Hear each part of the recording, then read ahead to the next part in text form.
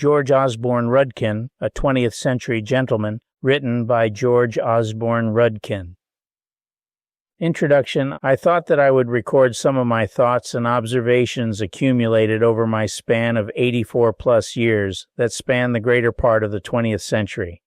I thought about the title, a bit facetious, but then again I guess that I can take this liberty. This is in a sense an autobiography that I will write in the form of a series of essays as they occur to me and will reflect a life as I have lived it. Actually, it spans a greater time span as it includes stories related to me by my parents and grandparents and even extends through my children and grandchildren. These stories are interesting and important lest they be lost in the shadows of the past, my youngest recollections. Although Elle was born on June 9, 1917, at the Lying Hospital on 2nd Avenue and 18th Street, New York City, my first recollections were at 33 Kensington Avenue, Rockville Center, Long Island, New York. At the time I was born, my parents lived with my dad's father and Maud at 28 West 31st Street, which they owned. Through Maud's friends, the Pilkingtons, who lived on Merrick Road in Rockville Center, my folks were drawn to Rockville Center. It was suburban, close to New York, where my father worked, had good schools, etc. They first rented a house at 24 Shellbank Place, where they stayed for 1 year.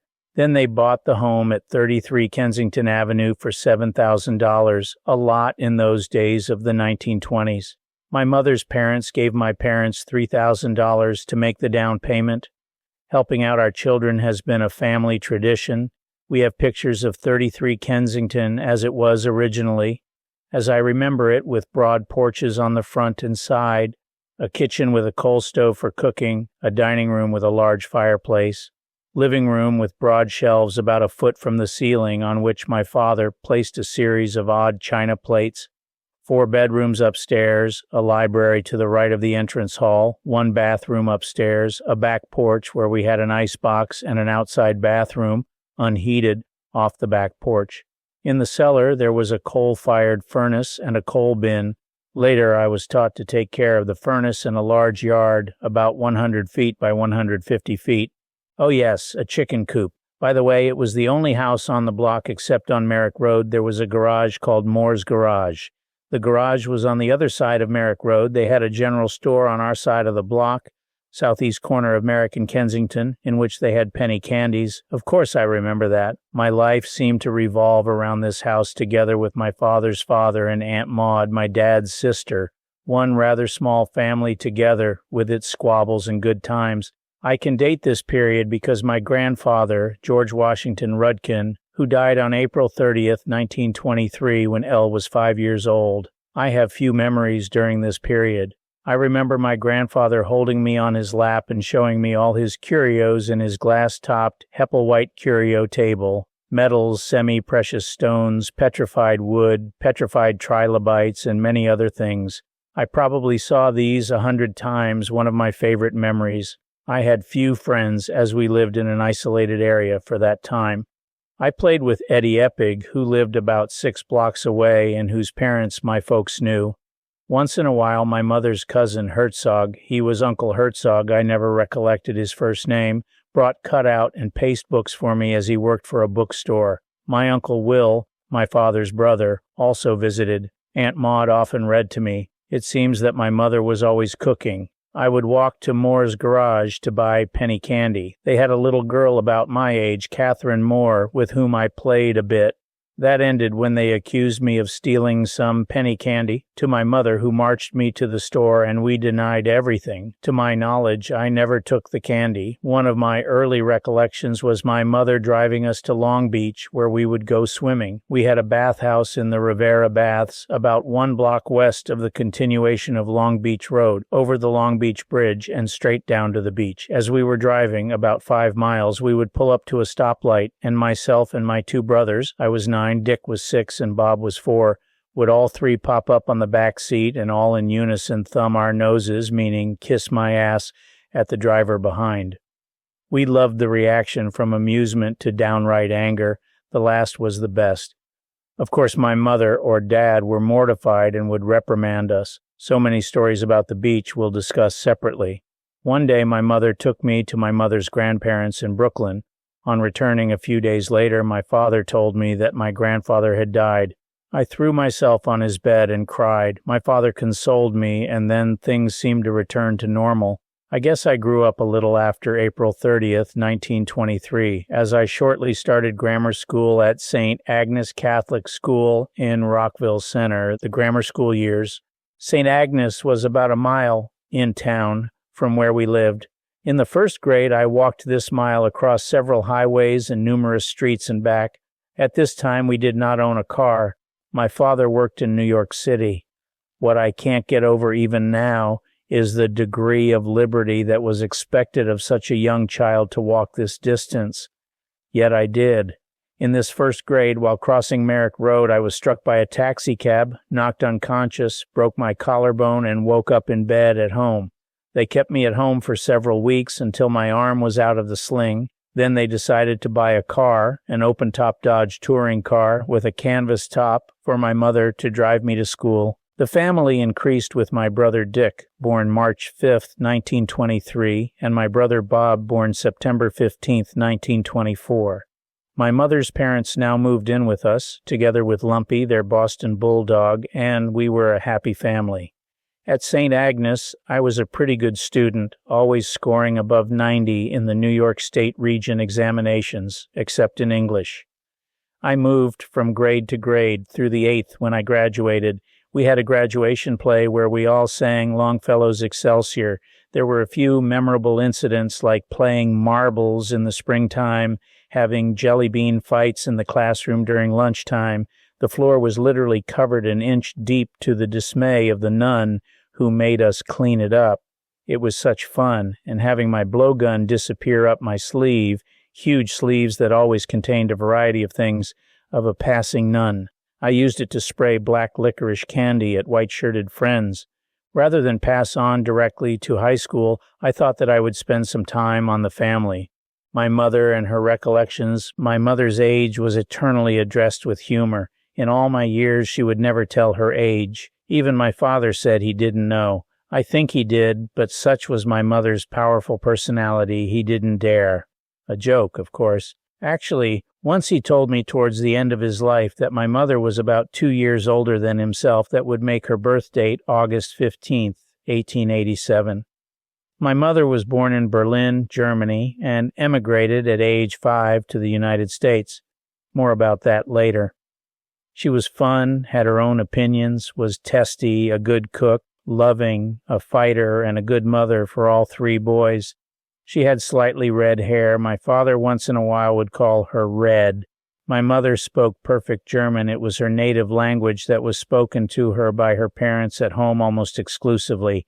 Yet, since she attended New York public schools, her English was also perfect, with absolutely no accent. Her parents did have a German accent. It is strange that I never learned German at home when it would have been so easy. Herein lies a story. Because of World War I was so recent, there was an antagonism towards American Germans. My mother and her parents felt this and consequently shunned all vestiges of the German language and culture. I think that this was the reason I never learned German.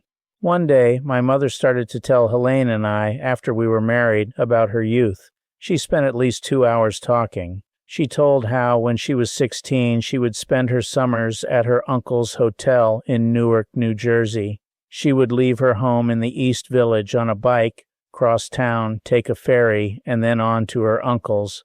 In about 2 weeks, a note would arrive in the mail saying that she had arrived safely, and later on in the summer back again. No telephones in those days. Her uncle Herzog, not to be confused with his son Herzog, who visited us in Rockville Center, had a restaurant in the hotel at Hoboken.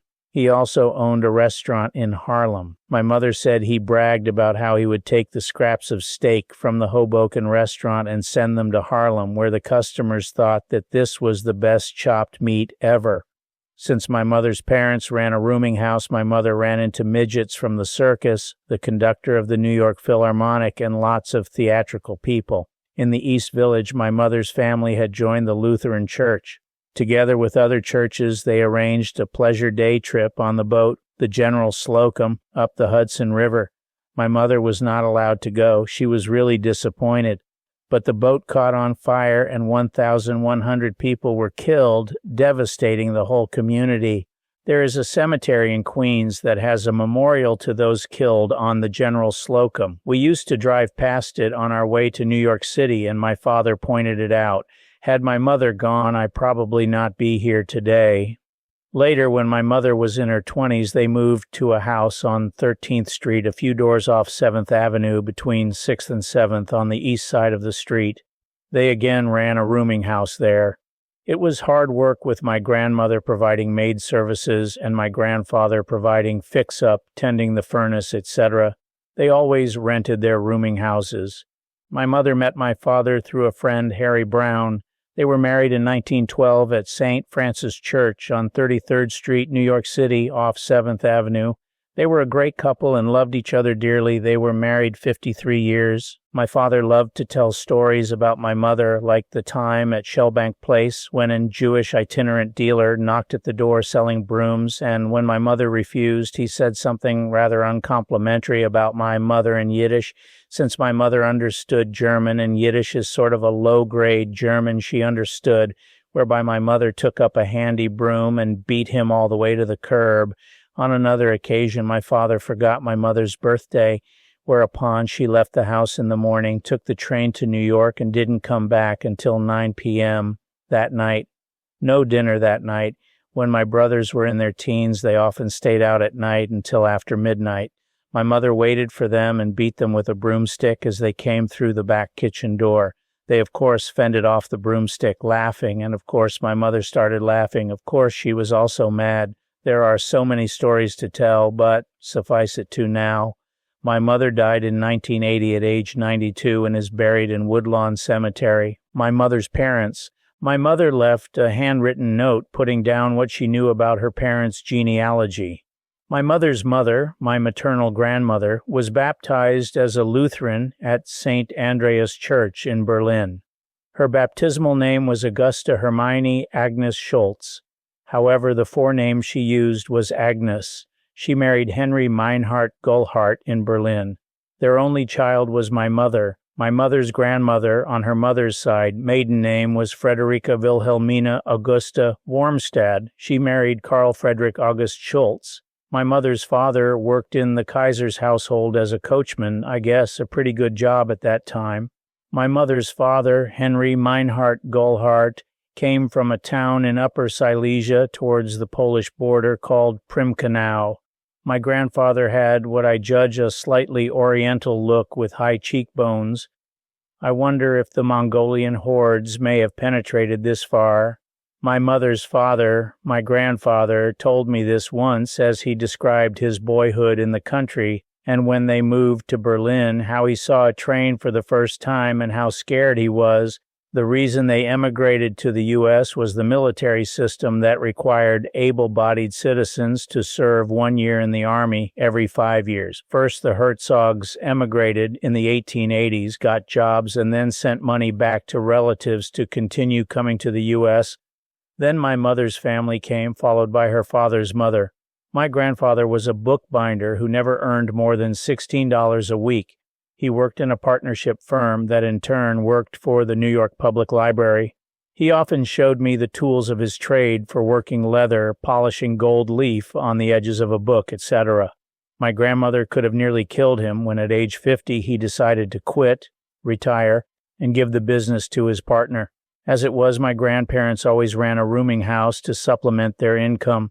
They first lived in the East Village, I suppose between 1st and 3rd Avenues from 10th to 13th Street. After World War I, my grandparents broke off all relations with the German relatives as in Germany.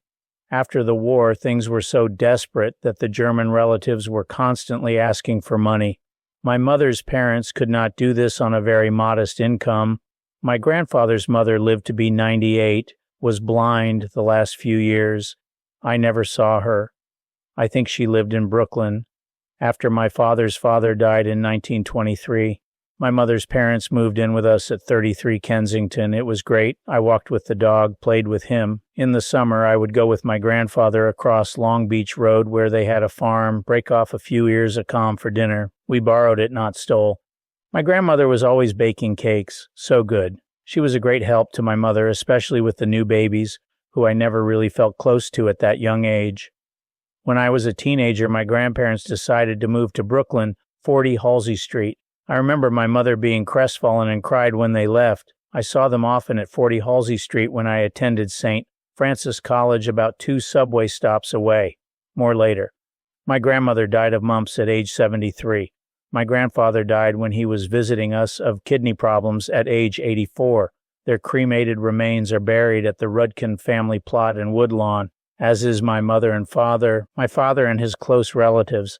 By close relatives, I mean those he personally knew, his parents and grandparents, his brother Will, and his sister Maud. My father was a gentleman in the truest sense of the meaning. I always thought he was great. Early on, he would tell me of his younger days. He grew up in a family of considerable wealth. They would spend their summers at Seabright, New Jersey. There, my father would go out with the commercial fishermen in oar-powered longboats and fish for blues. He said that the sea would be boiling with blues feeding, easy to catch a boatload. My father loved outdoor sports. I gather he got this from his father, who was an avid fly fisherman for trout. My father's father and his family would go to the Adirondacks in upper New York State during the trout and hunting season. My father killed his first deer when he was 13. He killed 3 in all in his teens. He had a model 94-32 Winchester Special octagon barrel that I often played with as a boy, no ammunition. Later on, I fired it on a shooting range at the dry reservoir near our home in Rockville Center. I'm sorry now that he sold it in the 1930s. He also had a double-barrel Parker shotgun worth about $2,000 that I later used, as well as a .35 caliber Smith & Wesson pistol. Still have it. Now a collector's item worth about $650. I inherited some of my pleasure in the outdoors from him, swimming, fishing, and occasionally hunting. My father talked occasionally about his school days at St. Francis on 16th Street and at Seton Hall. He often told of the masters at Seton Hall deciding that it was time to administer a laxative called Jalap to the students unannounced. It hit them all at once. The bathrooms were jammed, so the boys, including my father, backed out the windows with the consequent disastrous result. My father started in business in a New York City law firm to get some legal background. He next teamed up and started a radio store on Canal Street, RAC Radio, with Rudkin, Addison, and Colombo.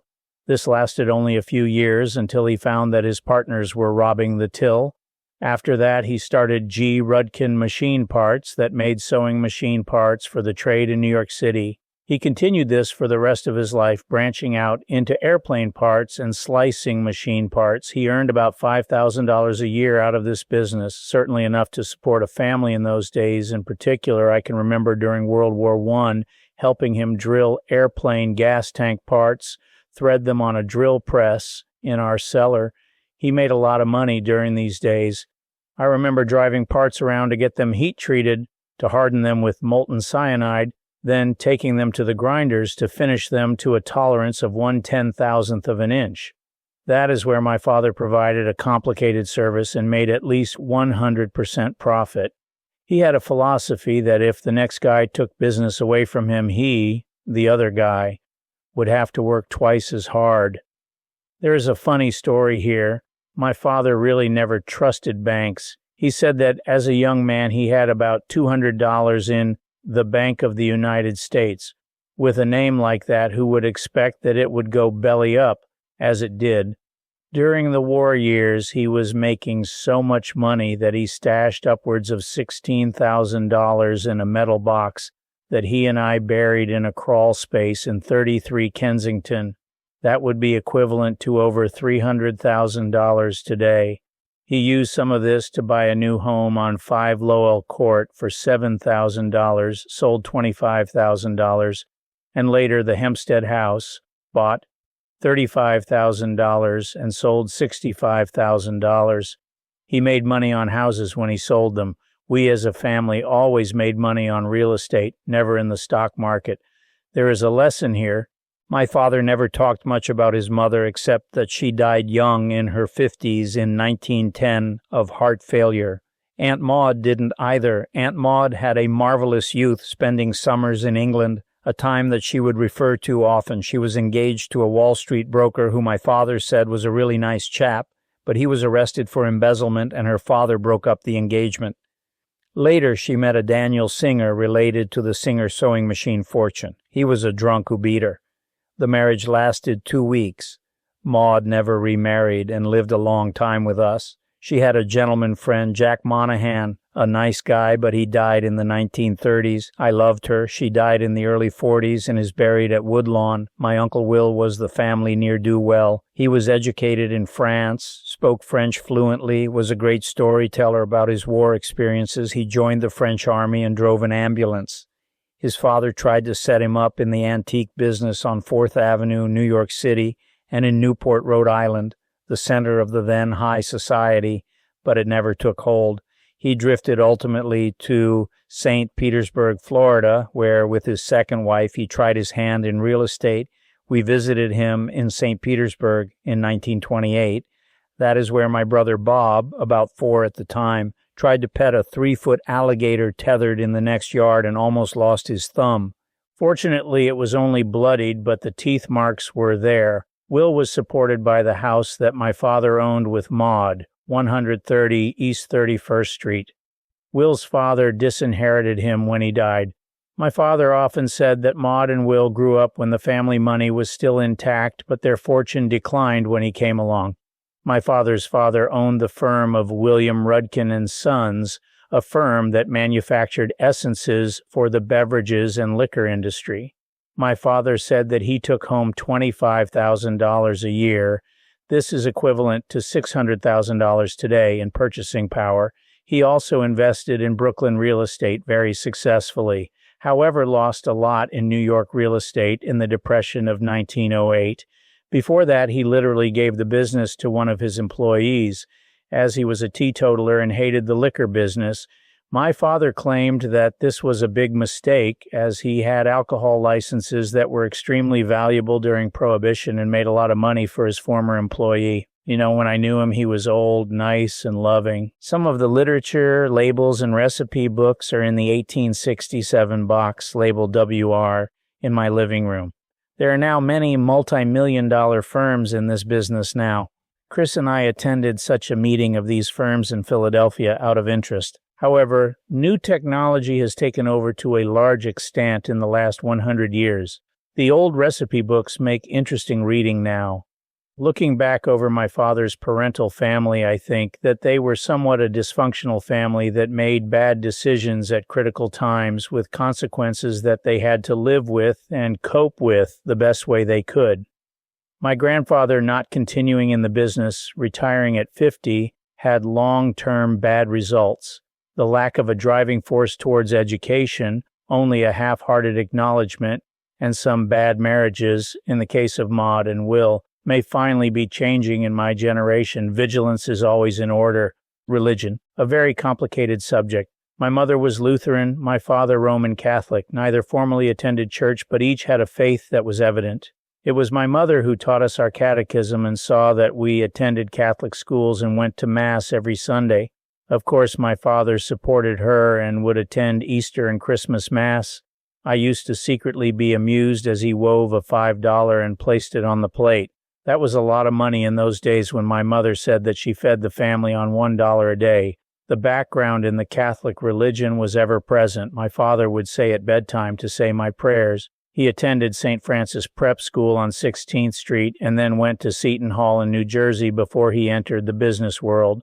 As for me, faith seemed to be a simple matter. If you believe that Jesus Christ rose from the dead, Easter, and that is a matter of faith, you can believe the 4 Gospels and the love of God for man. Why make it so complicated? Attending Mass on Sundays is a chance to reflect, pray for the family, and watch all the hairstyles, hats, etc. I attended 12 years at St. Agnes and 2 years at St. Francis before I attended Columbia. As you get older, you see the human problems of authority and religion. What a mess. Be independent in your own thoughts, so be it. Get on with your life. As I go on, there will be a thread of religion in the story, love. One day shortly, I had transferred from St. Francis to Columbia in the fall of the year. I walked up a long flight of marble steps to Earl Hall on the campus. I had heard about the Newman Club, a Catholic club devoted to young people, their meeting, providing dances and attended by a priest to add conviviality. In the crowd made up of students from Columbia and Barnard, I saw a girl in a pink sweater, a real beauty. Gathering up my courage, I approached her and introduced myself. She was Helene de Sanctis. She was talking to a boy she had just met, George Varkas. Apparently I took over, at least that's what Helene tells me. I intimidated him. That was the start of my life. I arranged to take her to a tea dance next week on a Sunday afternoon, so I would make a good impression on her folks, not late at night.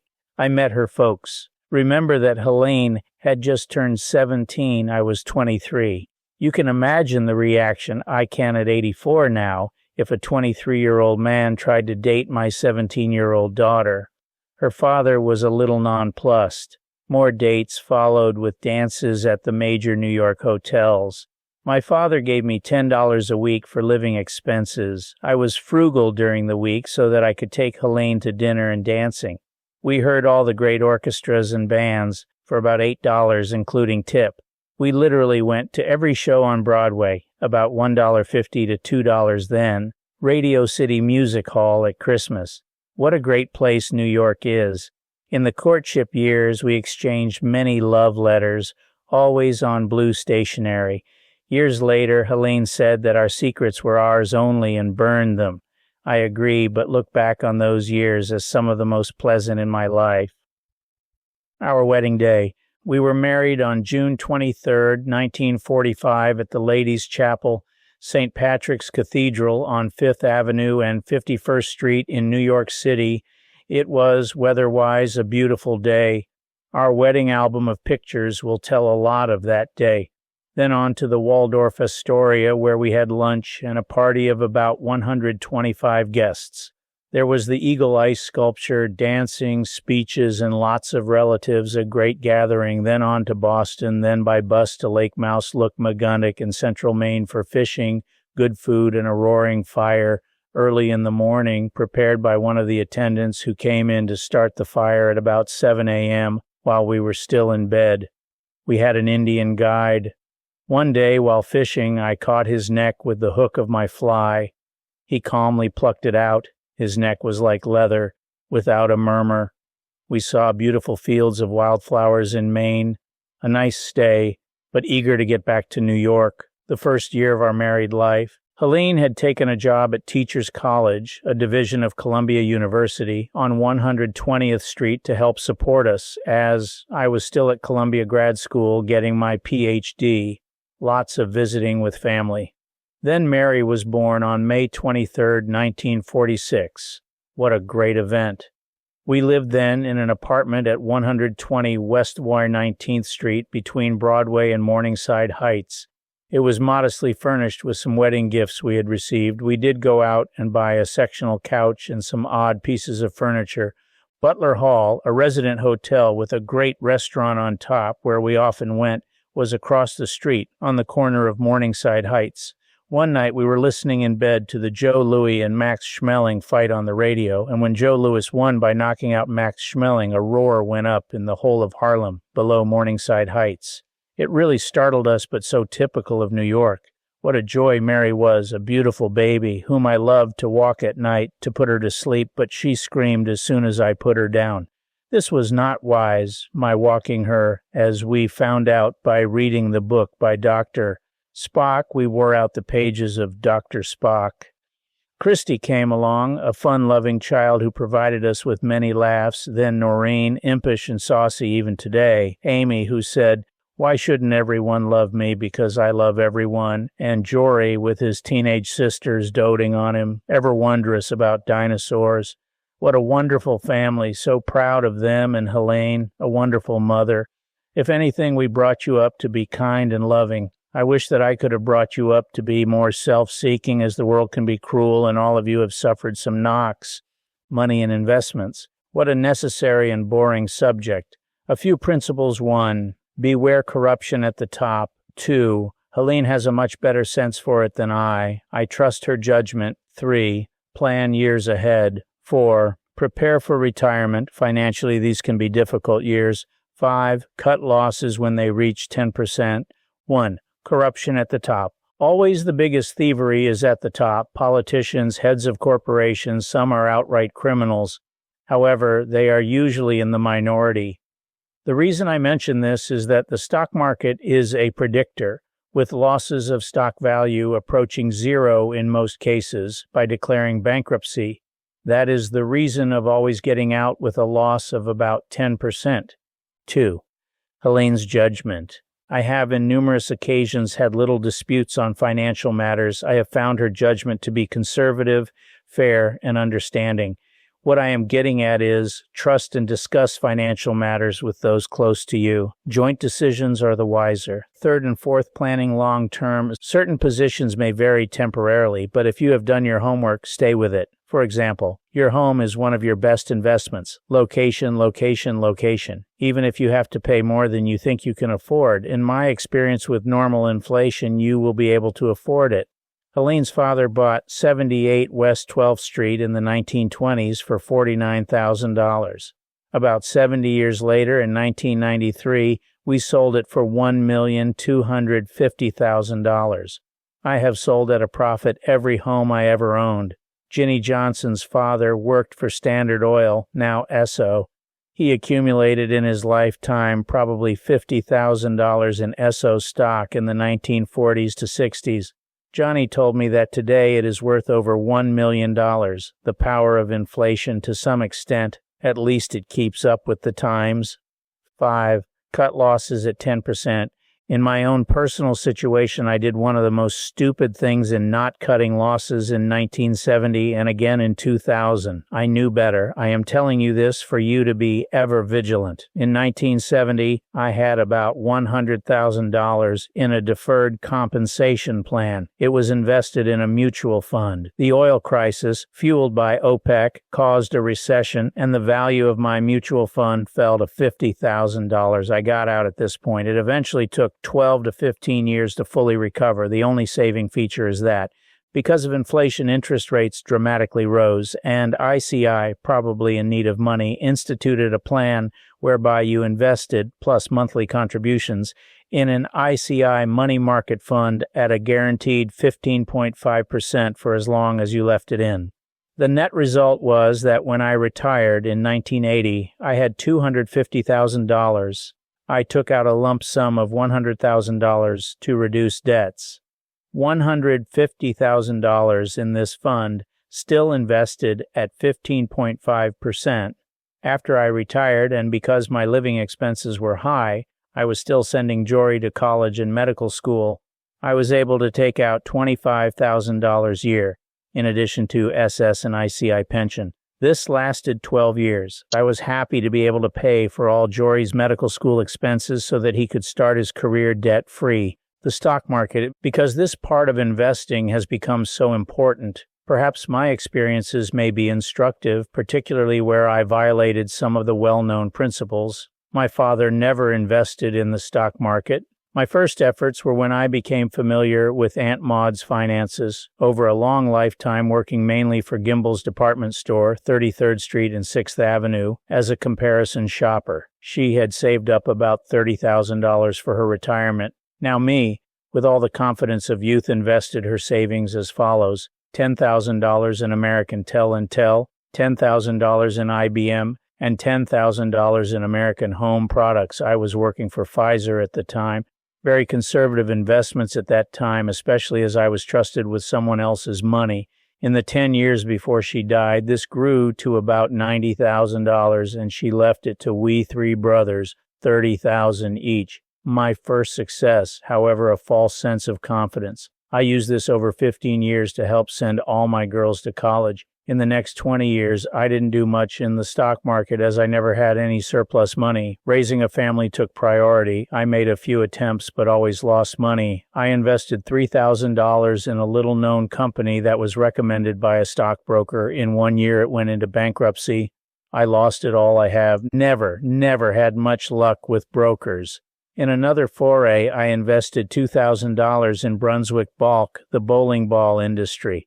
I placed a stop-loss order at 10% under and was closed out with a 10% loss, and of course in 1970 I lost $50,000 in my deferred compensation plan, some paper losses, which I partly recovered as described above. Starting in about 1990, I started again to seriously invest in the stock market. A broker, J.T. Edwards and Company, again gave me a bad steer. Lost about $500, but got out losing about 10 to 15%. I then started to invest in mutual funds, Vanguard, T. Rowe Price, Janus. I made modest advances in all, invested some in municipal bonds, but got out in a time of raising interest rates. Then Helen's mother died in 1992, and we had $300,000 to invest. We gave Amy $55,000 to buy a house after her divorce. Invested $120,000 in 7 3/8% Treasury bonds that gave us about $8,500 a year interest. $30,000 to pay off last of Jory's medical education. $5,000 for furniture, Los Angeles.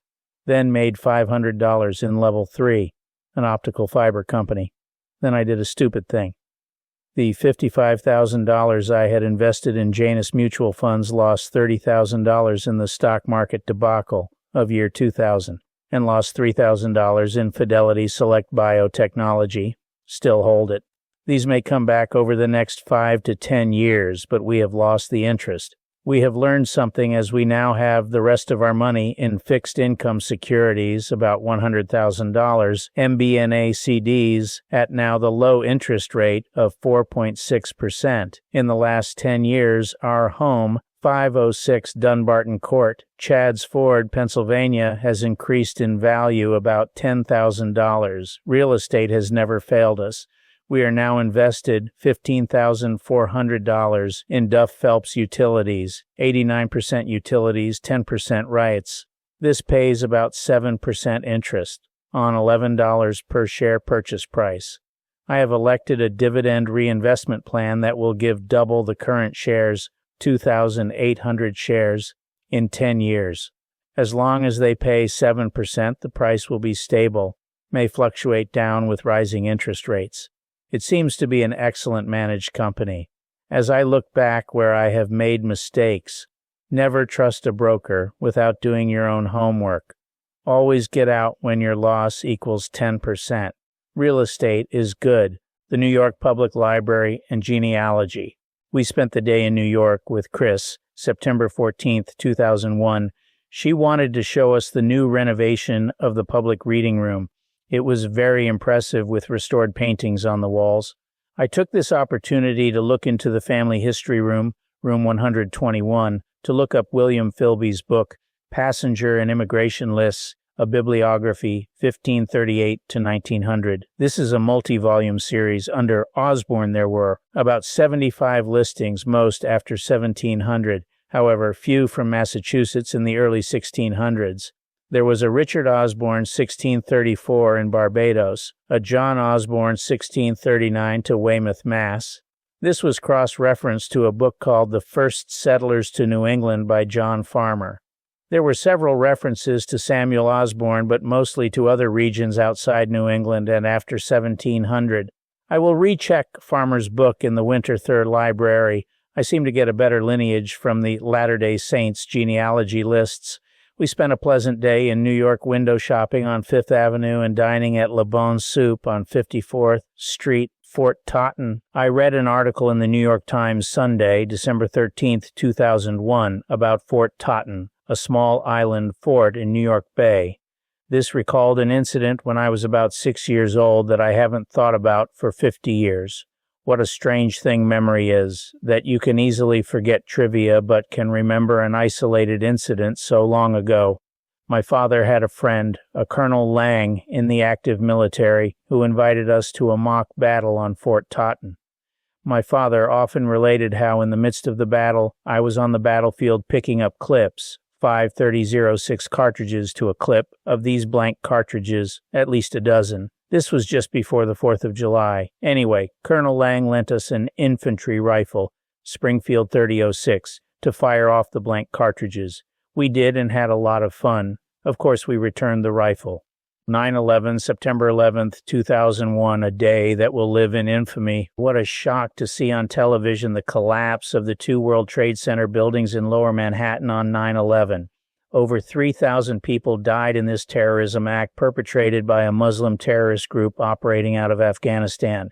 Now, 3 months later, we have bombed the Al-Qaeda out of existence and are trying to find Osama bin Laden and some of his terrorist group fleeing into Pakistan. This fight to root out terrorism from those countries supporting terrorism against the United States will go on for years. Only twice in our nation's history have the British who occupied New York attacked New York City in 1776-8 and this terrorist act of September 11th, 2001. The historical tragedy is of the same momentous turning points in history as World War I, Pearl Harbor, and World War II too, and the atomic bomb. I hope it turns out well for our own civilization. Homes that we have lived in since we were married. We have moved a lot since 1945. Truthfully, we never were wedded to a single home, which I suppose is a mark of our generation. We first moved into 419 West 119th Street, apartment 8A, I think. Here, both Mary and Chris were babies. These were happy days, taking walks on Morningside Drive, going to the beautiful church on Notre Dame on Morningside and 115th Street, visiting our folks, getting to know our neighbors, and going to work at Pfizer in Brooklyn. We decided to move to larger quarters and more in the suburbs. Places to rent were very scarce after the war. Metropolitan Life Insurance Company invested and built a huge apartment complex in Flushing. We applied, and one day a representative of Metropolitan Life appeared at the door when I was at work, and Helen, not knowing this stranger, would not let him in. We thought we would never get the apartment. We did anyway, and moved to a new 2-bedroom apartment at 19464th Circle, about a half-hour's drive to New York. There we lived next to a brat next door who pushed Mary down the steps and broke her arm. I did not like Father because he wore socks to bed. Aside from this, we enjoyed our stay here, furnishing our home, driving to the beach, carpooling to work, there were 4 of us, teaching Helene to drive. Herein lies a story. Noreen was a baby and was in a car seat in the back. The other kids were also in the car, a 1948 Ford. On one of our drives, one of the kids said that Mother drives bumpy. When the day came to take her driving test, I mistakenly took the car to work. So we called my brother Bob, and he came with his car. When the time came to start the car in the test, Helene did not know how to start the car. Not an auspicious beginning with the examiner. However, all turned out well, and Helene passed the Rudkin genealogy. I have done a lot of work on the Osborns, the De Sanctis, the Felides, but up to now little on the Rudkins. To begin with, my father's first cousin, Henry Rudkin, of Pepperidge Farms, hired a genealogist to explore the Rudkin genealogy, particularly in Ireland. He gave my father a copy, which I have. It seems that the Rudkin name is Old English. The story is that under Cromwell, 16th century, one of the Rudkins was sent to Ireland as a tax collector. The Irish would have loved him. In any event, over 200 years, this branch became more Irish than the Irish. In fact, they were Irish patriots. The genealogy that Henry Rudkin financed stops in about 1850 and does not mention William Rudkin, who emigrated from Ireland in 1852. This is where I will pick it up. However, there is an interesting sidelight. When we first moved to Wilmington, Helene noticed in the Philadelphia papers a Helen and George Rudkin living in Philadelphia and were somewhat moving in Philadelphia society. About 20 years later, I got a telephone call from George Rudkin, a Ph.D. working for the Fox Chase Cancer Center in Philadelphia. We met for lunch at the Fox Chase Cancer Center and exchanged family relationships. This branch of the family developed in England till the 1920s, when this family moved to the United States. They also had a family genealogy that went back to the same Rudkin in Cromwell's time. I also have a copy of this genealogy. So here we are. The original immigrants to the U.S., William and Catherine Rudkin, came to New York. I have an oil portrait of William Rudkin, about 1860 to 70, in my living room, and Noreen has the other of his wife, Catherine. My great-grandfather was a professor of chemistry at the University of Dublin. When he moved to the U.S., he took a job with Schliefflin Brothers, a pharmaceutical distributor. It was still in existence in the 1930s when I was in college as a chemist. He was fired the next day when they found out he was a Catholic. No Irish nor Catholics need apply. It turns out that this was a great boon as he started his own business, William Rudkin and Sons, Herbs and Essences, which was highly successful. My father said that apparently Catherine had all the money, and so they were able to come to America and start a business. A side story, I listened to a very interesting Antiques Roadshow on public television on December 20th, 2001. They showed a similar vinaigrette box to mine with Kate inscribed on the top, belonging to Catherine Rudkin. On the show, they said that these boxes were popular during the 1850s. They often had scenes of cathedrals on them, like the one shown on TV. The boxes are silver and have hallmarks on the box. A hallmark identifies the maker, year, and place required by English law. I looked up the word vinaigrette in Webster's Unabridged Dictionary. The definition is a small box, now usually a bottle of ornamental design, having a perforated top or cover, holding aromatic vinegar, smelling salts, or the like. On the TV program, they described how a sponge or cotton was placed under the perforated top, perfume added and used, as they put it, to disguise unpleasant odors. In those days, personal hygiene was found wanting. They put a value on the vinaigrette box of $1,200 as a collector's item. Catherine Rudkin is my father's grandmother. I will try to construct some dates. My grandfather emigrated from Ireland. He was a professor of chemistry at the University of Dublin in 1851. His wife, Catherine, must have come over in late 1851 or early 1852, as my father's father was born in the U.S. in 1852. This would make Catherine's birthday some 25 years earlier, or about 1827. She died in the early 1900s. My father said that as a boy he would go to Christmas dinner at his grandmother's home on President Street in Brooklyn. And at that time she was deaf. He and his cousins would say terrible things, "You are an old hag," to her while smiling at her. She would nod approval to the amusement of the boys, but not to his parents, who were disapproving. Catherine's maiden name was Connolly. She was brought up in her stepfather's family, Draper, and as my father told me, she was shocked when at the age of 20 she was told that Draper was not her true father. She and her family were Irish patriots. The British occupied Ireland at that time. When dancing at a ball, she danced with a British officer who asked to see the ring on her finger.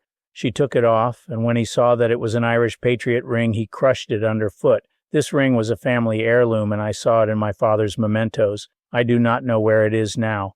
The lineage of this part of the Rudkin family follows.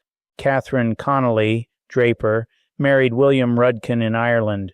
They had 5 children, William, Henry, George Washington, and 2 daughters, Emily, who married a McCarthy, and Catherine, who married a Healy. Catherine Connolly Rudkin's son, George Washington Rudkin, married Ella T. Osborn. Their son, George Osborn Rudkin, my grandfather, married Gertrude Gallhart. Their son, George Osborn, me, married Helene de Sanctis. They had 5 children. Mary Ellen married Goldner, Christine Louise married Wrigley, Noreen Ann married Welch, Amy married Spencer, and George Henry. Going back to the first generation in America, here are some tales my father told me. His uncle William was apparently a ne'er-do-well who went the Alaska gold rush in 1895. He never did well here. However, he brought back some gold nuggets in a stone matrix that Maud made into a beautiful teardrop. I don't know where it is now. William Rudkin married a woman called Clementine, and they are buried in Woodlawn in the Bronx. He erected a huge stone monument with the name Clementine on it at the gravesite.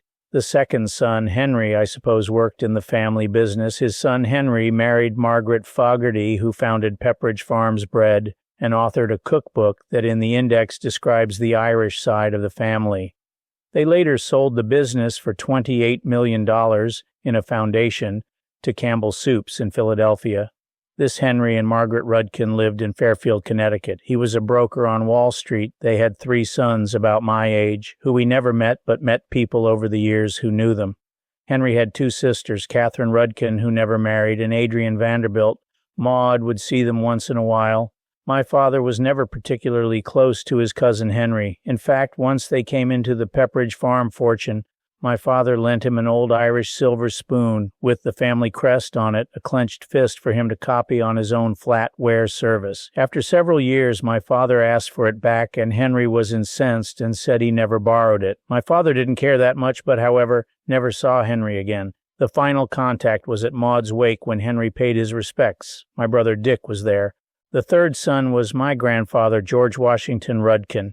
He was born in New York City in 1852. He was 13 when the Civil War started and remembered the draft riots in the city, my father's story. As a young man, he was required to go to Denver, then the Wild West. I guess this was in connection with the Essences business.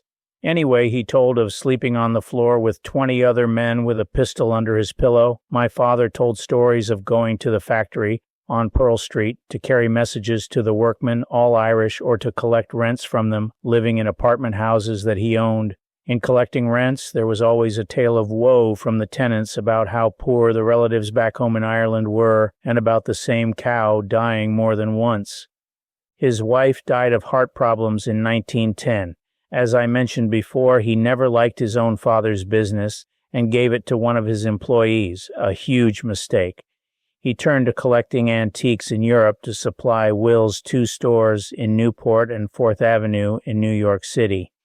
He made 23 trips to Europe in the later years of his life. He took my father on 3 European trips, one even to Morocco. He was always armed and carried some gold pieces for an emergency. My father continued his interest in antiquing. Grandfather also took Maud to England on several trips where she would spend the whole summer. She said that these were the happiest days of her life. My grandfather was also a sportsman, trout fisherman with bamboo rod and flies. As far as I know, he never hunted. He did take summer vacations at Seabright, New Jersey to Maine for fishing, and the Adirondacks for fishing, and my father's deer hunting. My father described how in those days a railroad train would stop at no particular station, drop them off, and they would trek into some log cabins. See my father's stories elsewhere. George McCarthy was my father's first cousin. He worked for a mortgage company that went broke in 1928 stock market crash. Since he had all his money in their stock, he was also broke. Somehow he survived. Every Thanksgiving, we would invite him to Thanksgiving dinner. It became sort of a tradition. He would always bring a huge, 12 to 14 inches in diameter, mince pie. Boy, that was good. Emily Healy was also a first cousin. She was also invited to Thanksgiving or Christmas, but never came due to old age and ill health. She did, however, give my father the Draper, stepfather of Catherine, Connolly Rudkin, miniature. This I still have. Emily transmitted this with an interesting letter in my files on genealogy. I will deal with specific parts of the genealogy as I go on. Vacation, the beaches. My family always loved the beaches. When I was a boy, we drove to Long Beach almost every day, swam and swam, met my father at night. He worked in New York City and commuted to the beach on the Long Island Railroad. Had spaghetti dinners, walked on the boardwalk and watched all the gambling games, took merry-go-round rides, and tried to get the brass ring. When we were first married, we had a small 16-foot winnabout sailing boat, had fun with that in the bays behind Long Beach. Later, with Mary and Chris and the Johnsons and their daughter Susan, we would go to Jones Beach to swim and picnic. In 1952, I moved to Wilmington, Delaware, and then we started to go to the beaches, first to Rehoboth, then to the Jersey Shore because of gentler, slopping beaches for the children, Stone Harbor and Avalon. Over the years, we rented one house after the other, always thoroughly enjoying the sun and surf. We still go, but with our daughters and their families. Vacation boats. After the winnabout referred to above, we bought a Lightning sailboat. We joined the yacht club, sailed in races. Lots of fun. We lost the boat in the hurricane of 1950. Had it fully insured and recouped my cost. Took the Power Squadron's boating courses and next bought a 25-foot power boat. After resizing the propeller, it really took off, about 25 miles per hour. Took the boat with Peter across New York Bay to Freeport, as we spent one summer at Oak Beach, across the inlet from Jones Beach, where we hired a summer cottage for 1 month. Had a great time sailing these waters, one of my best vacations. I was working at Atlas at the time, sold the boat in Freeport at a profit. While summering at Stone Harbor, I bought a small 16-foot outboard with a 40-horsepower Evinrude outboard motor. I took all the children water skiing, lots of fun. Christy skied up on a shell-strewn beach and cut her face. A trip to the emergency room, sold the boat at a profit. Now, years later, Amy has a powerboat, fast, 35 miles per hour that I enjoy. Went fishing with Shane last summer, 2001. Vacations, Europe and the Caribbean. 1. We made about 6 trips to Europe, actually more as I made quite a few on business. ICI, England. Helene really enjoys flying. Italy, once with Jory. England and Spain with Noreen. England and Italy with Christy. So many good times. St. Croix, twice. Puerto Rico. The Keys, Jory and bone fishing. The Everglades. Albuquerque, New Mexico, to visit Amy when she lived there and had Bonnie.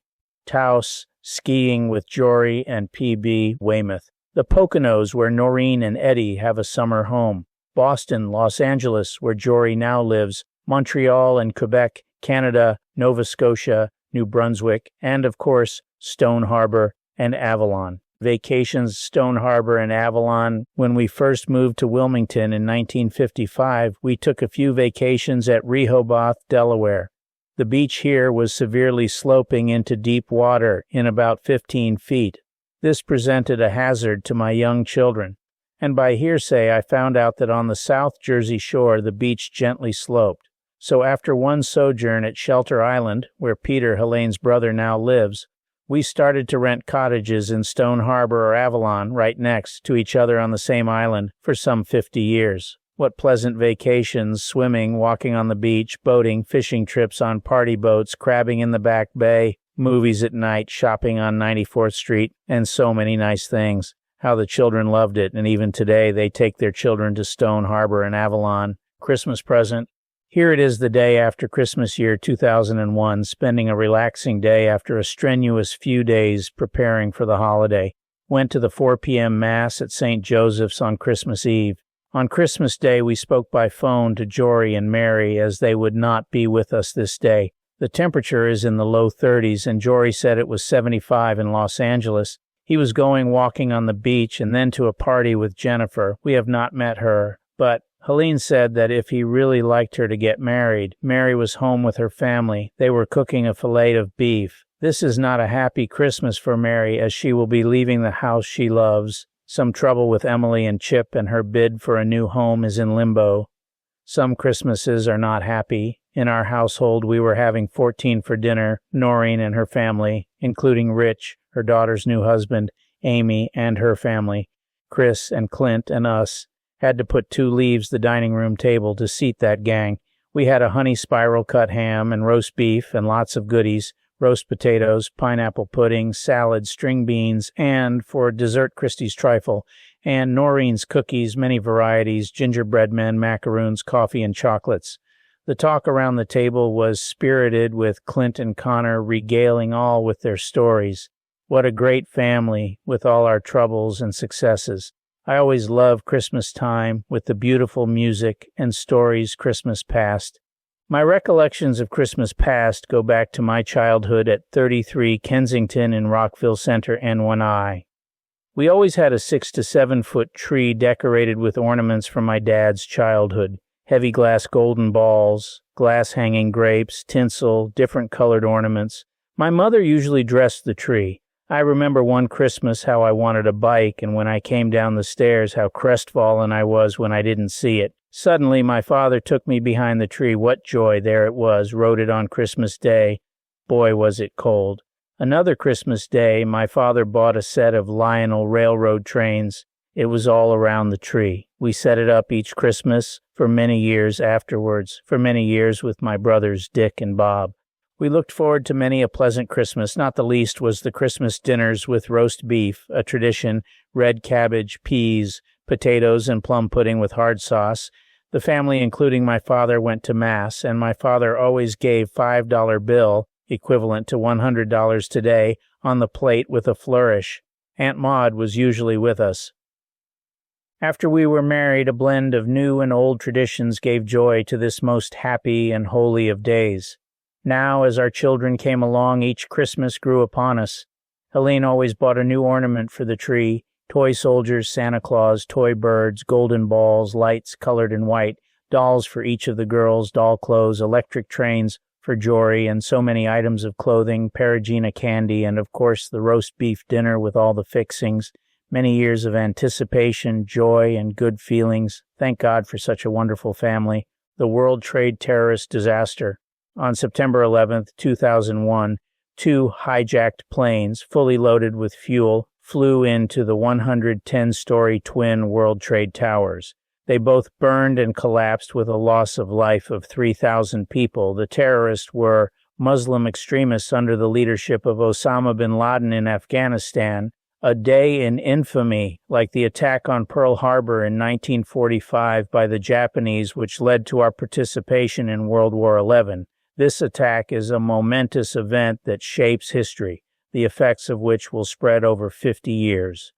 England on $5 per day. We were at dinner last night, New Year's Eve, at the Mendenhall Inn, and the conversation drifted around to European trips we made over the years. I recalled an incident that, as I remarked, one of the stupid things I ever did. I read a book on how to visit England on $5 per day. Mother, Noreen, and I went to this private house in Chelsea, knocked on the door, and were met by a drunken husband and his wife and carried our bags to the 3rd and 4th floor. When we opened the door, there was a mouse on the bed. I took a newspaper, swatted it, and dropped it down the toilet. Next, we found the towels soiled, so we went out and bought towels at a local department store. And it was cold. So much for London on $5 a day. In fact, we went to Spain and Italy and had a great time. In all the years, especially after I started working for IC, I visited London about once or twice each year for about 10 years. Often I took Helene and one of our children with us to many of the countries in Europe: France, Italy, Spain, and Portugal, Germany, Austria. I, on business, went alone to Germany, Norway, Sweden, and Holland. We seemed to love Italy the best and went there about 5 times. We took at various times Mary, Noreen, Chris, and Jory, but not Amy. She went to England on her own. I hope to take Amy someday, building a grandfather clock. When we were small boys, I was about 8, and Dick and Bob were 3 and 5. We had a rather handsome old burled walnut grandfather clock standing in the living room comer at 33 Kensington. It dated back to the early 1700s, made in Amsterdam, and probably imported into the colonies in the 50 years thereafter. It never kept time, but I remember playing with to old pulleys and brass weights. It was a handsome piece of antique furniture. For some reason, I know not why, my father moved it to the attic and laid it on its side. One day, my brothers and I were up in the attic playing, and we jumped on the clock case and smashed it to smithereens. My father, of course, was furious. Anyway, years later, after I was married and had my own home, my father gave me the clock face and works and said that since I had smashed it up, I could eventually fix it. As the face was beautiful, we often used the face to decorate our fireplace mantel. In the 1980s, we moved to Greenville Manor. My next-door neighbor was a woodworker as a hobby, and had a $20,000 equipped woodworking shop. I thought that it was about time to fulfill my father's dream. Helene worked at Winterthur as a guide, and suggested that perhaps there was a grandfather clock at Winterthur that I could copy. There actually was one, a New York Amsterdam clock from the 18th century that was not only on exhibition but also in one of their catalogs. It was from that period and looked great. The question arose that since Helene worked at Winterthur, could we use the design without plagiarizing? We decided that we would not, due to the fact that we had to modify the design to it work in lower ceiling rooms and to accommodate the works. The original clock stood 9.5 feet high. This had to be reduced to 7.5 feet to fit in our modem ceilings, 8 feet. I carefully took measurements from the catalog design and ratioed them to a 7.5 high clock. Where I could not determine measurements from the picture and accompanying measurements, some detail I went to the museum and eyeballed the detail, such as the depth of some moldings. I laid out the design on paper, and we, my neighbor, Clark Kingery, and I started to plan. My neighbor had cut down a walnut tree from his mother's farm and had it turned into planks. I bought enough from him for $200. He agreed to help me in using his shop. He actually cut all the planks, built the boxes, cut the moldings, made the door, etc. A great help. I had supplied the detailed plans, sanded and stained the wood, glued it, polished and waxed it, and helped put it together. All in all, it took us about 6 weeks to finish the job. Later on, Clark's son built the bookcase and cabinets at 506 Dunbarton for $1,600. In the meantime, I had joined the Wilmington Clock Club through Jerry Savage, old-time friends. His wife Jo worked at Pfizer with me and got to know something about clockworks. I had a co-worker at ICI who worked on clock mechanisms. I took the clockworks to him and he did a major reconstruction. New bearings, some new gears, new clock weights, new cords, installation, etc. He charged me $1,500. Seemed a lot, and it worked. We had to construct a base for the clockworks. The most difficult part of the job was to hang the door to the clock face. 1/1000th of an inch in setting the hinges was multiplied by the length of the door so it would set properly. We must have drilled out the screw holes, repaired the hole with a hardwood plug, glued it, and tried to drill a properly set hinge hole. We probably did this 20 times before we got it right. Other problems were faced as cutting the glass for the clock face, the window in the door, and a difficult one of getting an antique key in an antique store off Route 30. We also had to have a lock made at Baldwin's, Route 30, for the door. In all, a fun experience, a beautiful clock, a sort of a fulfillment to my father, my grammar school days. As I remember the early grammar school days, grades 1 through 6, I enjoyed these days at St. Agnes, going to the old stone church, dimly lit, for May devotions on Sunday, time when my father gave me a dime to put on the plate, playing marbles during lunchtime. I was a fair shot, going to the corner penny candy store and the usual roughhousing with boys. These times were quite uneventful, but life went on with vacations at Long Beach and my brothers growing up. I remember one incident when I lit a few candles in church without paying for them in the slot provided. I caught hell from a nun. As I was too young to know to pay for the candles, I felt unfairly treated. I didn't let it bother me too much. In grades 7 through 8, I was pretty grown up. At least that was what I thought. I got excellent grades, scored above 90 in the New York State Regents. We were really coached on these. St. Agnes got 5 out of 10 of the highest scores for Nassau County. I loved to play handball every lunchtime and was quite good at it. A funny incident. One day, a lot of the boys bought about a pound of gumballs at the Comer candy shop and had a fight in the classroom at lunchtime. The floor was covered a few inches deep in gumballs. It was such fun, but when the nun came in, she was furious, made us pick them all up. Another incident. I tried out for the choir. We were singing in the old church choir, and I was singing my heart out. The choir master, a civilian, thought he heard a strange noise and went to several spots and then picked me and threw me out of the choir. I really cared, and from that point on resolved to never sing again. Now some 75 years later, I remember and never sing in church, one of my secrets. Of my contacts with the clergy, priests, nuns, etc., I have developed a questioning attitude towards the people in the church. They must deserve my approbation. The church, as defined by Jesus Christ, is okay. The men in it have often been criminals since Galileo, the Inquisition, the Reformation, the magnificent palaces of cardinals in Italy dating back to the 14th through 17th centuries, their political machinations. I could go on and on.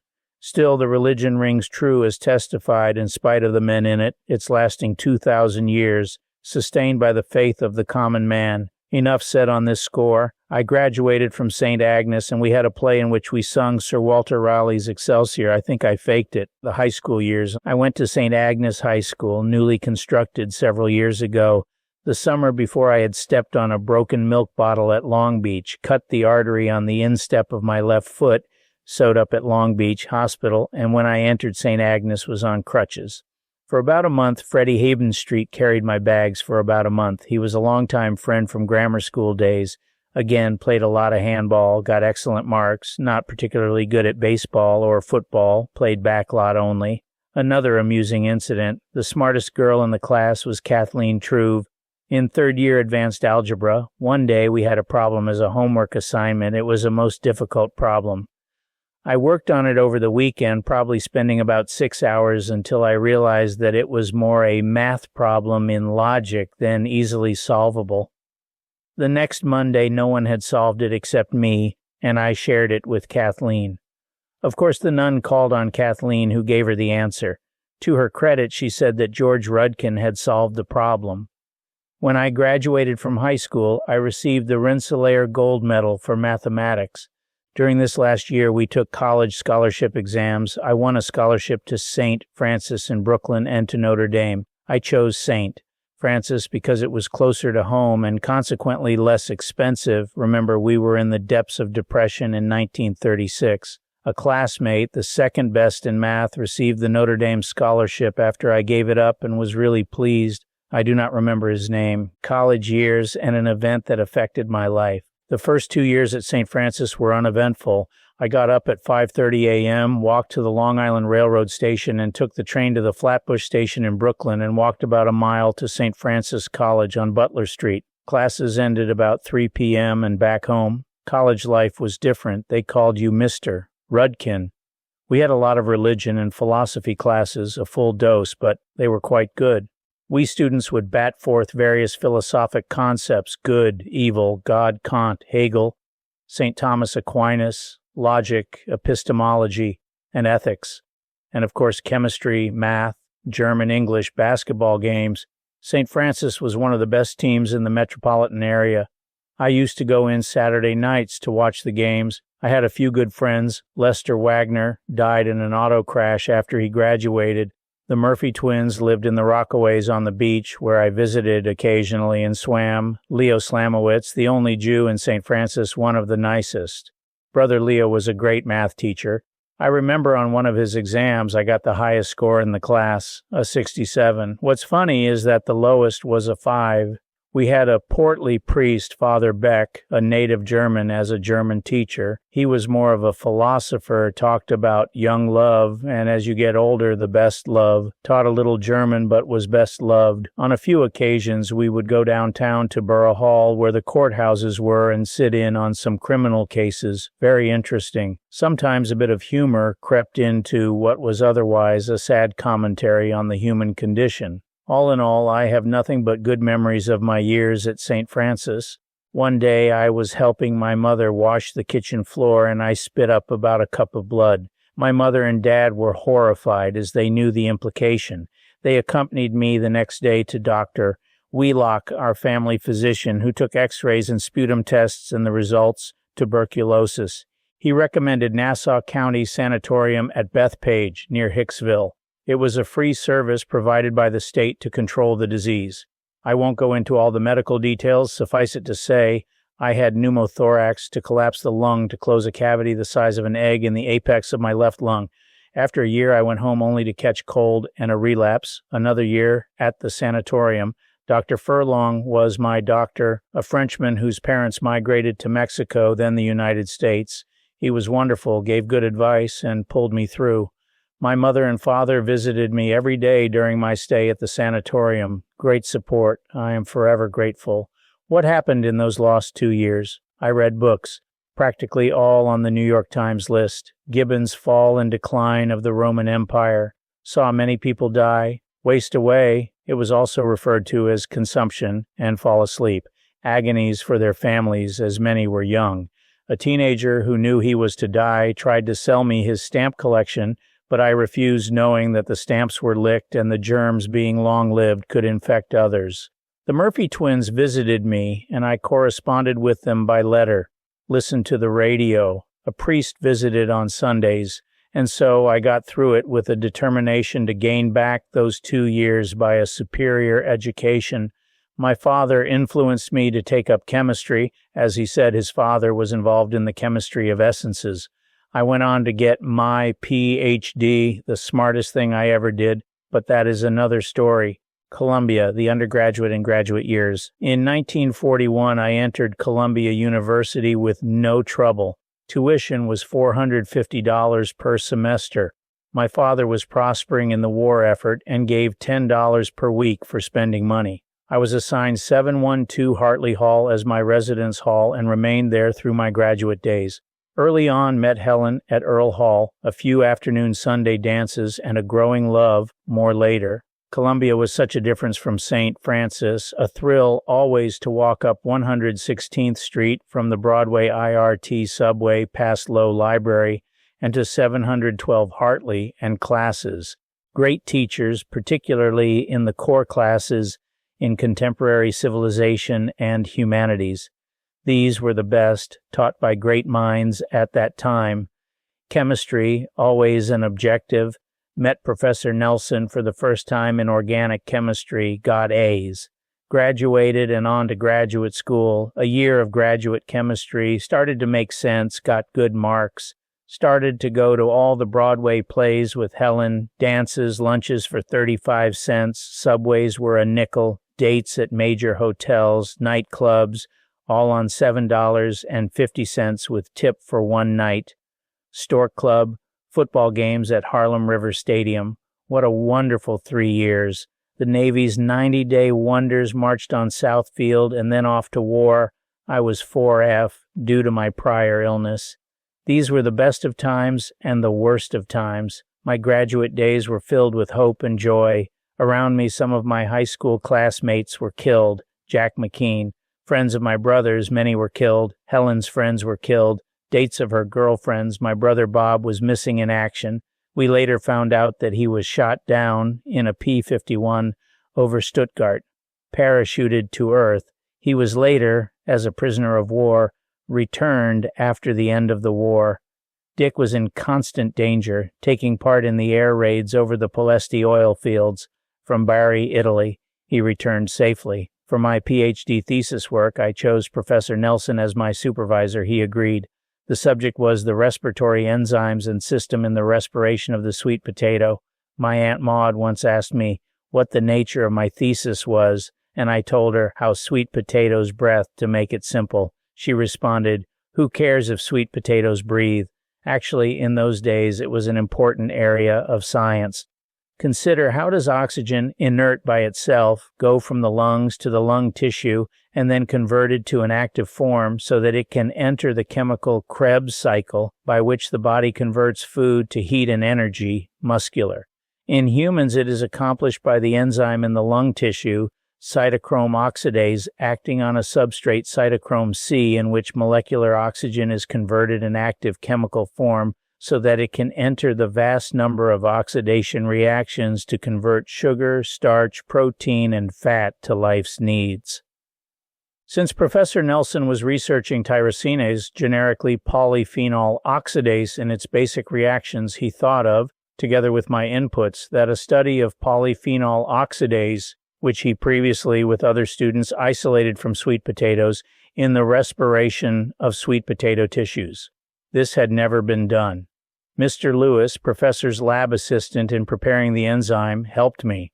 I isolated the substrate in the sweet potato, chlorogenic acid, a phenolic compound, analyzed it, proved its structure, and demonstrated that the reaction was responsible for oxygen entering the life cycle of sweet potatoes and, in general, plant life. Helen worked at Teachers College as a secretary and supported the family. We lived at 419 119th Street near Morningside Heights, opposite Butler Hall, a residence hall, and an excellent restaurant on top. We were married when I took my PhD exam before a group of university professors, and we were expecting Mary.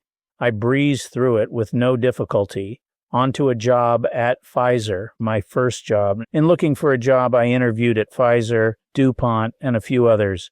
I chose Pfizer as it was involved in biochemistry, fermentation of citric acid and antibiotics, penicillin, closer to my field of experience. In addition, it was local, Fulton Street, Brooklyn. I started to work for a real bastard, Peter Regna. He threw me in a lab with no direction at all, working with my lab partner, a very secretive guy. Soon I had my own lab and started to work on streptomycin, a drug for tuberculosis. I worked on recovery procedures from fermentation broth, made some contributions. Vitamin B12 came along, discovered by Merck, from liver, an anti-anemic drug, costing at that time $16,000 a gram, a tenth of a teaspoon, now a few bucks a gram, 50 years later. My major contribution was to produce the first crystalline vitamin B12 at Pfizer, produce the first production lot of 100 grams, found out with Merck's help that cyanide added to the vitamin B12 solution converted variants to vitamin B12. There was a cyanide-deficient vitamin B12A in the fermentation. I would say that a major contribution was a method of chemical analysis published in the Journal of the American Chemical Society of vitamin B12 in fermentation broths. Up to then, a costly and long-time biological methods were used. It pleased me later when the method was referred to as elegant in other authors' articles, Laros. At Pfizer, I was feeling that I was reaching a dead end. Because the vitamin B12 work involved pilot plant quantities, I was transferred to the pilot plant largely dominated by engineers. I was then reporting to the head engineer Jack Goat, brother of Ed Goat, who I later worked for in Wilmington. About a year later, Jack Goat died of cancer at about the age of 30.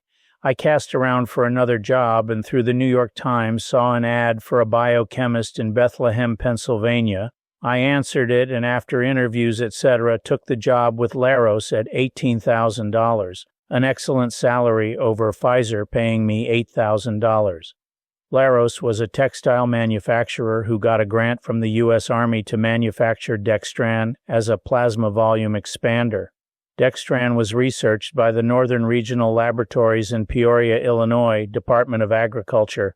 Laros got the connection through Toolman & Toolman in Dayton, Ohio, a top legal firm with connections in Washington. At this time, in 1953, there was a scare of nuclear attack from Russia. Looking back, the paranoia at the time was ridiculous. People also built bomb shelters. Dextran was to back up the blood supply, which they thought was needed in case of attack. I was hired to solve a number of technical problems, which I did with the help of a 7 to 8 man staff. Here I meet and hired Frank Palermiti, who developed into a lifelong friend. Since dextran was a polymer of about a molecular weight of 100,000, we had to develop a method of determining molecular weight to follow a fractionation process to isolate the desired molecular weight.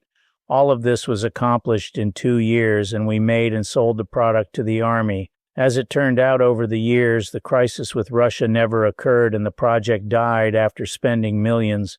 Let me tell you something about the Laros people in Bethlehem. They were Mennonites of German extraction and strictly a closed society. My direct boss was Strohmeyer, could never get to know him. They used people. Mr. Laros was a dictator, a white-haired gentleman, always direct but cool. The point is that on Christmas Eve they fired me with 1 month's pay. I left Bethlehem, never to return. When Clint went to Lafayette College in Easton, I passed Bethlehem a few times. Sort of a wasted 2 years, but I did elevate my salary to bargain with in my next job at Atlas in Wilmington. I had anticipated that I was going to leave Laros so that I was able to put aside $5,000 in savings to carry me over until I located another job. I diligently searched for 6 months and then heard that Ed Gutt had moved to Atlas in Wilmington, Delaware. I contacted him, and after a number of interviews, he gave me a job as Assistant Director of Development at a salary of $14,000, a bit less than I had bargained for, but I took it. Atlas, Wilmington. Atlas had just erected an office building in Fairfax, Delaware, a community about 5 miles outside of Wilmington proper. I found a home to rent on Rodney Street in Wilmington. It was only a 10-minute commute to the office in Fairfax. Great.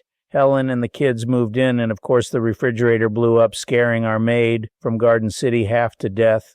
We bought a new one. That winter I had my first accident sliding on the ice at an intersection. Bought a new Pontiac. Never did like the Pontiacs. When you ever move into a new situation, it is more likely to experience difficulties because you are unfamiliar with the new situation. Found St. Anthony's Church a few blocks away, a unique church devoted to Italian immigrants, a large community in Wilmington.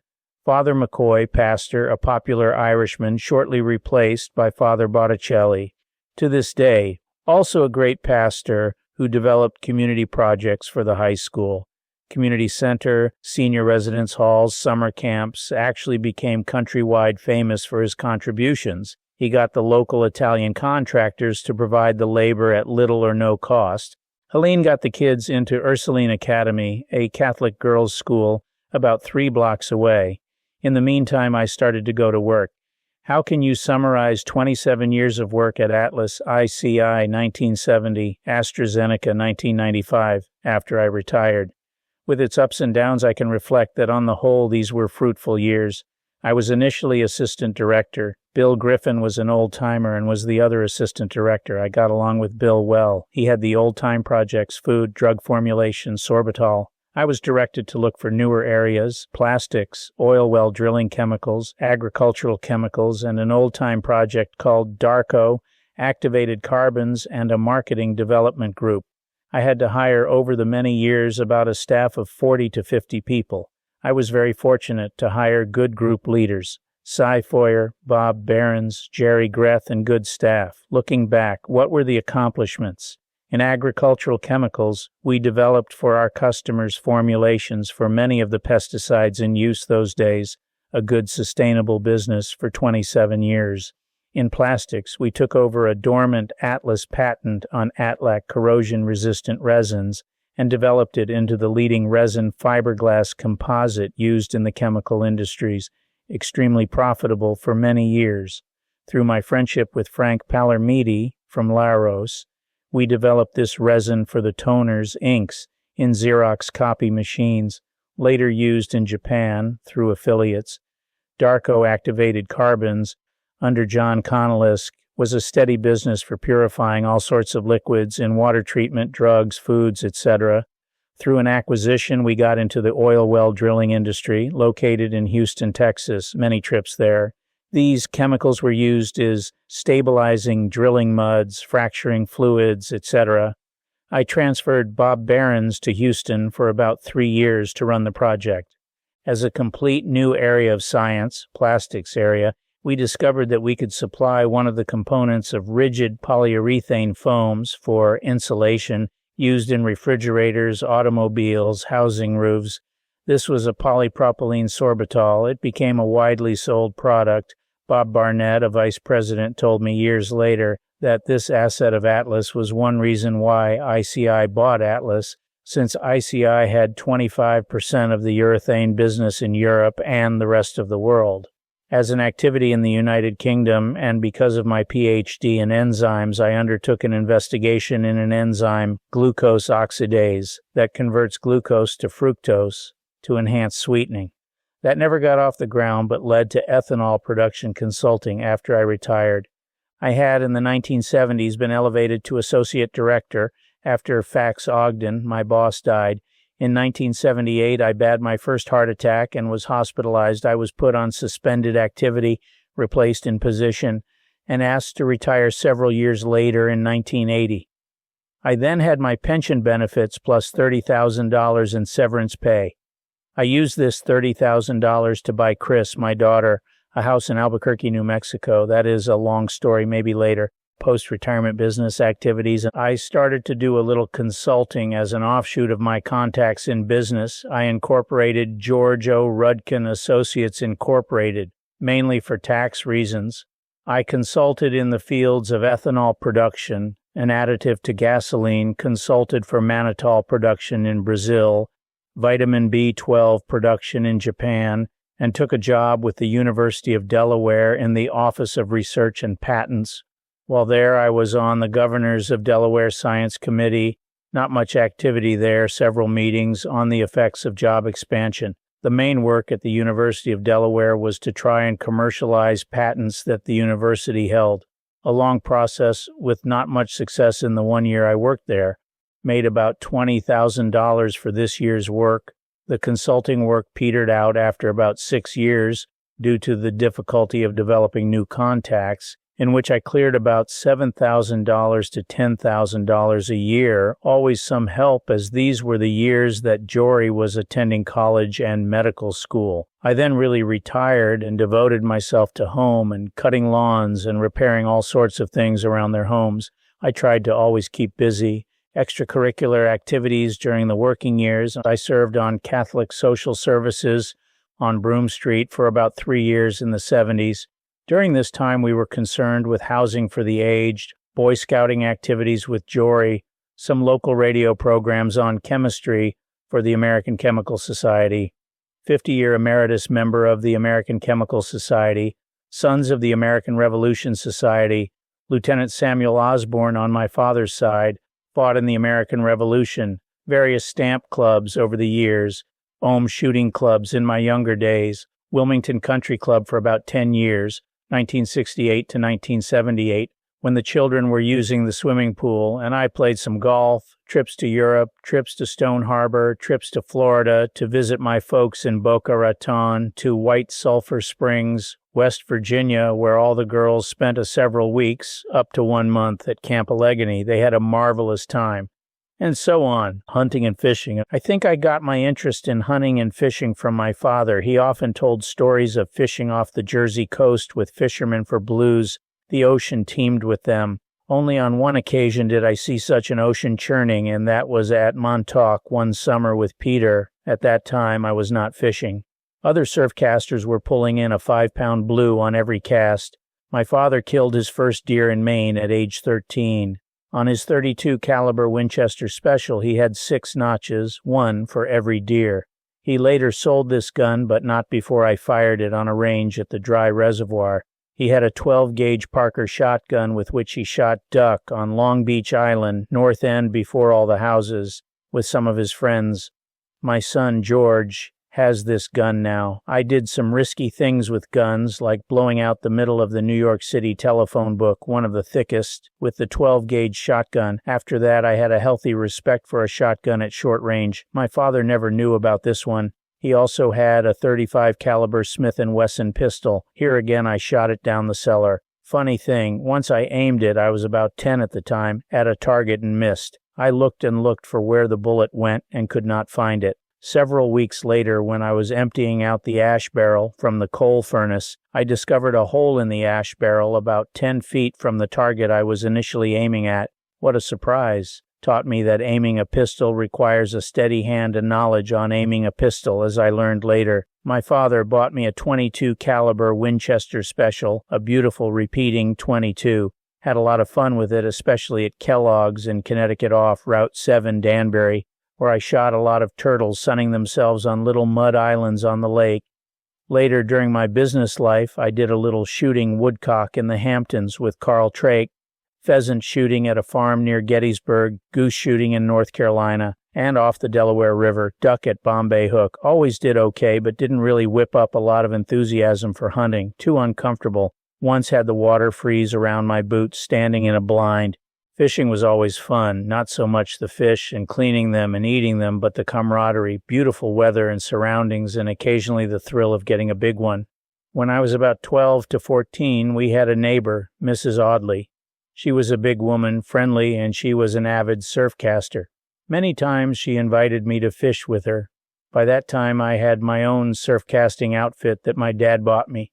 I caught some strippers out of the surf, but not as many as Mrs. Audley, as she could cast out further than I. I did a lot of bass fishing at Kellogg's in Connecticut when I was a teenager.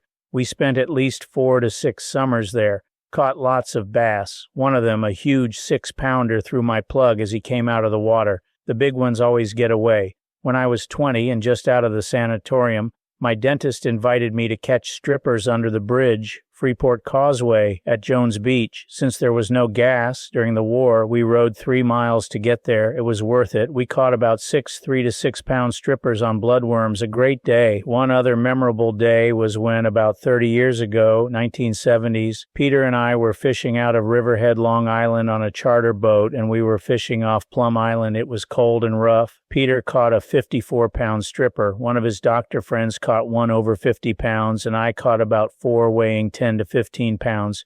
You have a day like this once in a lifetime. When I was at Pfizer, some of my fellow chemists hired a charter boat out of Freeport and went tuna fishing off New York Harbor. Caught a few small ones. They really can fight.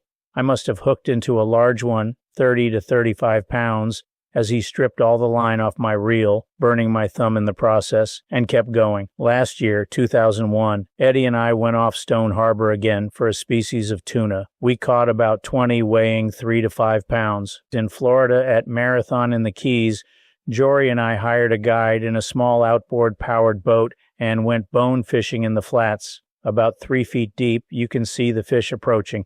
To catch a bonefish is considered the peak of a fishing experience. We caught 3, weighing about 6 pounds each. We released them as they are uneatable. That same day, Jory caught a 15-pound hammerhead shark, that one we just cut the line. There were many other occasions, fly fishing for trout on our honeymoon in Maine. Cars. Cars were always an interesting subject. My father's first car was a Dodge touring car with a soft top. I guess that he paid about $400 for it. As I said before, after my hit-by-taxi episode, my parents decided to drive me to school. Maud bought a Model T Ford, black the only color, for about $275. It had a funny shift, 3 pedals to operate it. Its top speed was 40 miles per hour, I remember, as I pushed the throttle on side of steering column several times when she was driving and we flew along. The next my father bought was a Cadillac. It was huge with a trunk on the rear. Before you could start it, you had to pump it up to apply air pressure to the gas tank to drive the gas through the gas lines. He bought it from a good friend, a Wall Street banker. His comment was, "Rich men build houses for poor men to live in." After that, a series on cars through the years, Studebakers, Fords, Buicks, Lincolns, and a lot of station wagons. I started to drive when I was about 16. When we were married, our first car was a Ford. Before that, we borrowed Helen's father's car, a Buick that he kept in a garage on 12th Street between 5th and University Place. Helen's father gave us $1,200 to buy it. With the family growing, we had to buy a larger car, a Chevrolet. Then through the years, mostly GM cars, many station wagons. Now we are leasing a Nissan 4-door, a good car. What an advent the car has had on our lives, work, vacations from Maine to Florida and out to California with Jory in a BMW I bought him, daily shopping, commutes to schools and colleges for over 30 years, and so on. Now all my children have 2 to 3 cars. Jory races Porsches. I could never get excited about cars. The closest that I got to real pleasure was when I bought a 1967 convertible Mercedes 190 in that same year for $5,500. I just happened to like the car. In those days, there were about a half a dozen Mercedes in the whole of Wilmington. The dealer, Ezio Bellafiore, had a small shop on Lincoln Street, still in business near where the B&O crosses Pennsylvania Turnpike, Route 52. It was a fun car, especially with the top down. Mary and Chris loved to take it to high school. In fact, one of the mothers said to Helen that she understood that I had given it to Mary, which Helen denied. Over the years, I had it for 17 years, the body rusted in spots. I fixed it up and had it repainted, and I finally decided to sell it as the body would continually rust through. I got an estimate to completely refurbish the body with new parts, and it would have cost $15,000. I sold it in 1984. For $11,000 to a gentleman who was going to take it to California. The car did not owe me a cent. More recently, I have leased a Nissan, although a Japanese car, which I promised myself never to buy, is an excellent car. I decided to lease a Japanese car since I had such bad luck on repairs on GM and Fords. So much for cars. Memories. Mary and Chris in their beautiful black velvet dresses at age 3 and 2. Amy, who said, "Why shouldn't people like me? Because I like them." Noreen meeting me at the Garden City Railroad Station, nearly exploding with joy. Jory at age 1 at Christmas time, so cute. Terror in the Muslims. The September 11th attack on the World Trade Center brings up the question on, why are we so hated in the Muslim world, and what is the solution? In the New York Times Book Review, January 27, 2002, a Harvard professor, writing before 9/11, said that as long as radical Muslim clerics teach the young hatred of the West, there will never be a solution. The only hope is that reform must be from within the Muslim world. This may take hundreds of years, as it took 200 years of neglect by the Arab culture to embrace the advances of Western civilization, and as a result, they were left behind politically and economically. Our solution is currently to root out the terrorist cells with military might. The silent fart and the F word. I tell this story with some glee as I have never told it before. When I was about 5 years old, my folks had a solution to medical problems. a dose of sulfur and molasses. This acted as a mild laxative and cleaned out the system. On day after I had taken a dose, I watched my mother mix the yellow sulfur powder with the molasses and give me a tablespoon. I was in Maud's bedroom, sitting on the bed. My father came in, and he and Maud sat on the bed with me in between. We're discussing business, probably something about 31st Street. I let out a silent fart, one of the best ever. Let me tell you something about sulfur and molasses. It generates hydrogen sulfide in the body. In chemistry, they describe hydrogen sulfide as smelling like rotten eggs, but much worse. All of a sudden, both Maud and my father jumped up and sideways, with the both exclaiming, "Oh, George!" I will never forget the expression on their faces. On another occasion, again I was about 5 years old. I was watching a road gang tarring the road in front of our home. The truck had stopped, and there was something wrong with the nozzle distributing the hot liquid tar. In exasperation, one of the men holding a wrench said, "Fuck it." Several days later, my father was doing something under the hood of the car with a wrench. As he was having some difficulty, I told him to fuck it. His teeth almost fell out, and he said, "Where did you hear that?" I told him. He said, "Never let me hear you say that again." I think he secretly may have gotten a kick out of the incident. Friends. Helen and I were talking about friends at college and while working at Pfizer. At college, I was friendly with Joe Gettler, a smart chemist whose father was the New York City toxicologist. Dave Wasserman, a fellow student, as was Herman Kaufman and Robbie Robinson, who later went to Los Alamos. Stanley Lewis was an older lab technician who worked for Professor John Nelson, under whom I did my PhD research. There were other students too, but I do not remember their names. Those above I kept in touch with for about 10 years, but then lost contact, or when they died, Joe Gettler and Frank Palermiti from Laros days. Helen also had a lot of close friends, Gloria Landsman, Pat Whiting, Pat Whittier, Ginny Springham, and their dates, and others, the last two we still see and travel with. Lots of fun memories, off-Broadway shows, on-Broadway shows, chock full on nuts, 35-cent lunches, walks on, Riverside Drive at Columbia 116th Street, football games, swimming in the Columbia Gym, and dates and dancing at New York's famous hotels where the great bands played.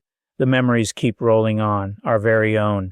At Pfizer, there was Abe Bavely, Carl Brunings, my boss, Dr.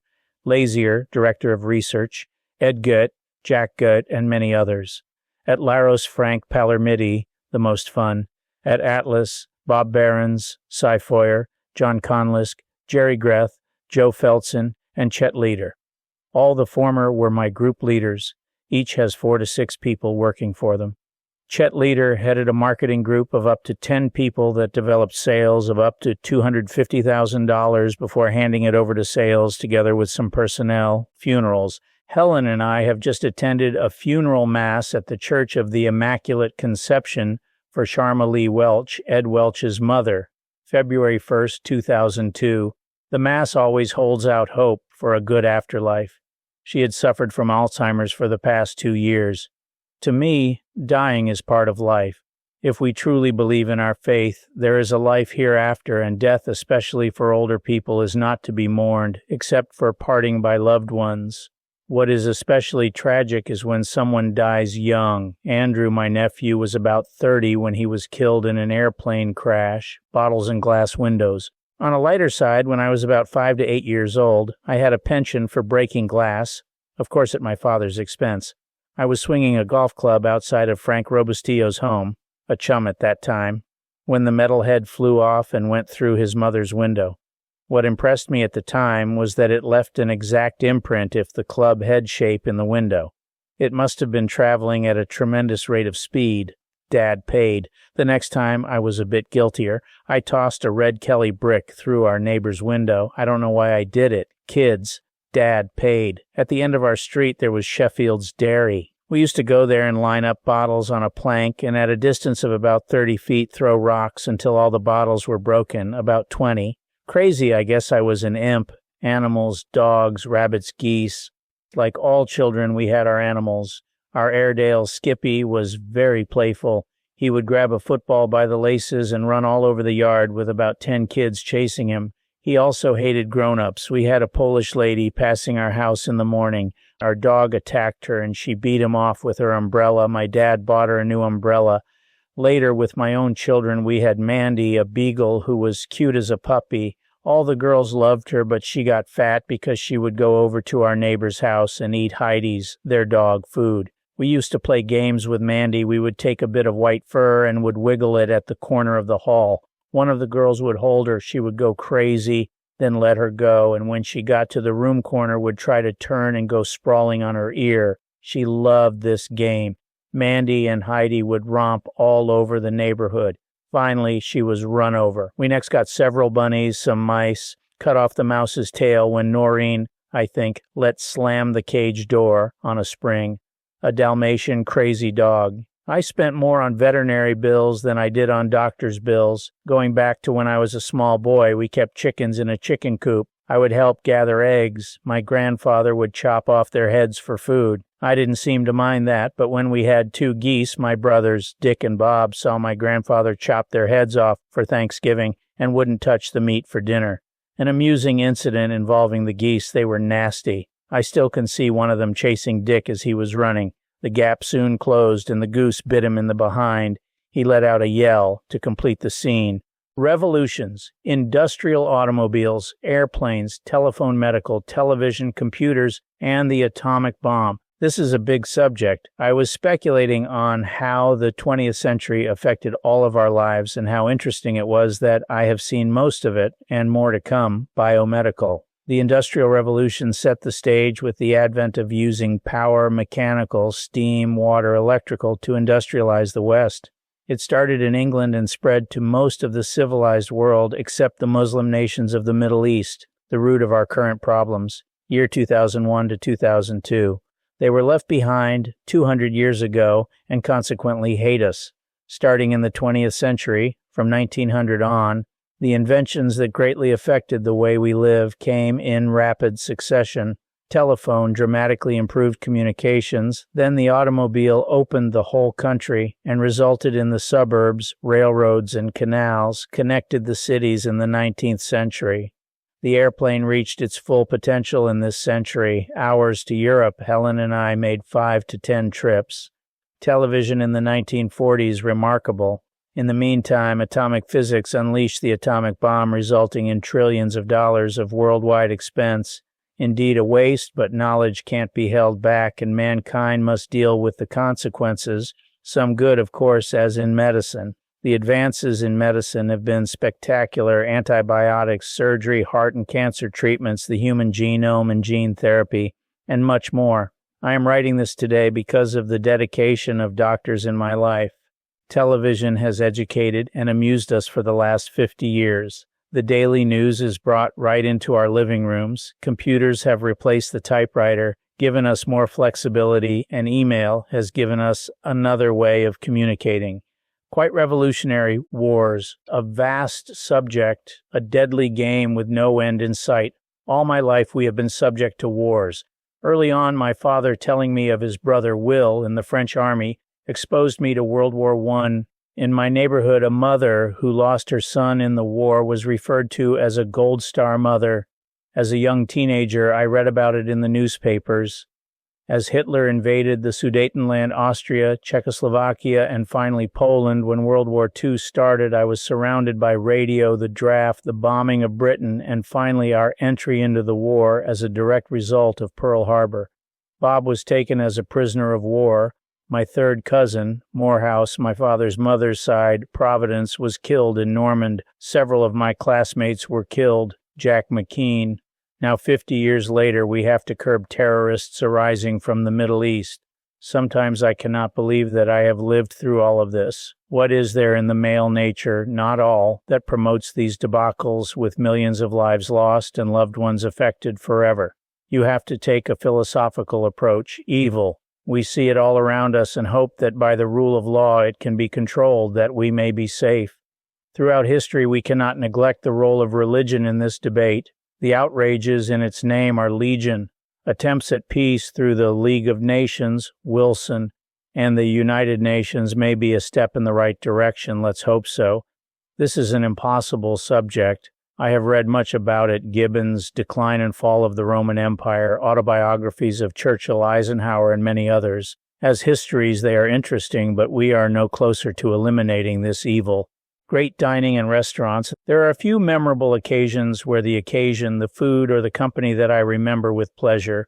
When we visited my father's relatives in Providence, we always went to the Toll House on the way to Cape Cod. Great dining, and I got to know the Providence crowd. During college, we went often to Butler Hall, 119th Street and Morningside, Helene and I, as well as our parents. When we were married, the Waldorf Astoria, Park Avenue and 51st Street, the ballroom, the ice sculpture, the dancing, long speeches, Father Chongji, and all of our friends and relatives, about 125 in all, on our trips to Europe, London, the top of the Danieli Palace on a delightful evening in the open overlooking the harbor, dining at the French restaurant La Grenouille on 51st off 5th Avenue, great food and Chinese restaurants in San Francisco, Locobers on Fulton Street in Brooklyn, the Plaza, 5th at 59th Street, where I took Helen's family after I first met her. These stand out. Winter sports and skating. While I was watching the 2002 Winter Olympics in Salt Lake City, Utah, I thought of all the winter sports that we as a family enjoyed. It seems to me that when I was young, the winters were much colder and harsher. I have early memories of sledding at the dry reservoir near our house at 33 Kensington, Rockville Center, before they took down the embankments holding the water. The reason it was never used is that, as my dad told me, after it was built it never could hold water. There was not much skating during this period. There were a few ponds, which I tried but never was a good skater. I did not learn the trick of putting my full weight on a single blade until much later. In college, I tried skating at a few rinks. I had bought a set of figure skates at that time.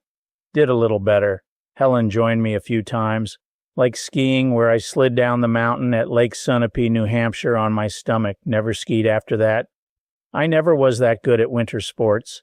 However, I gave it a good try and enjoyed being out in the open.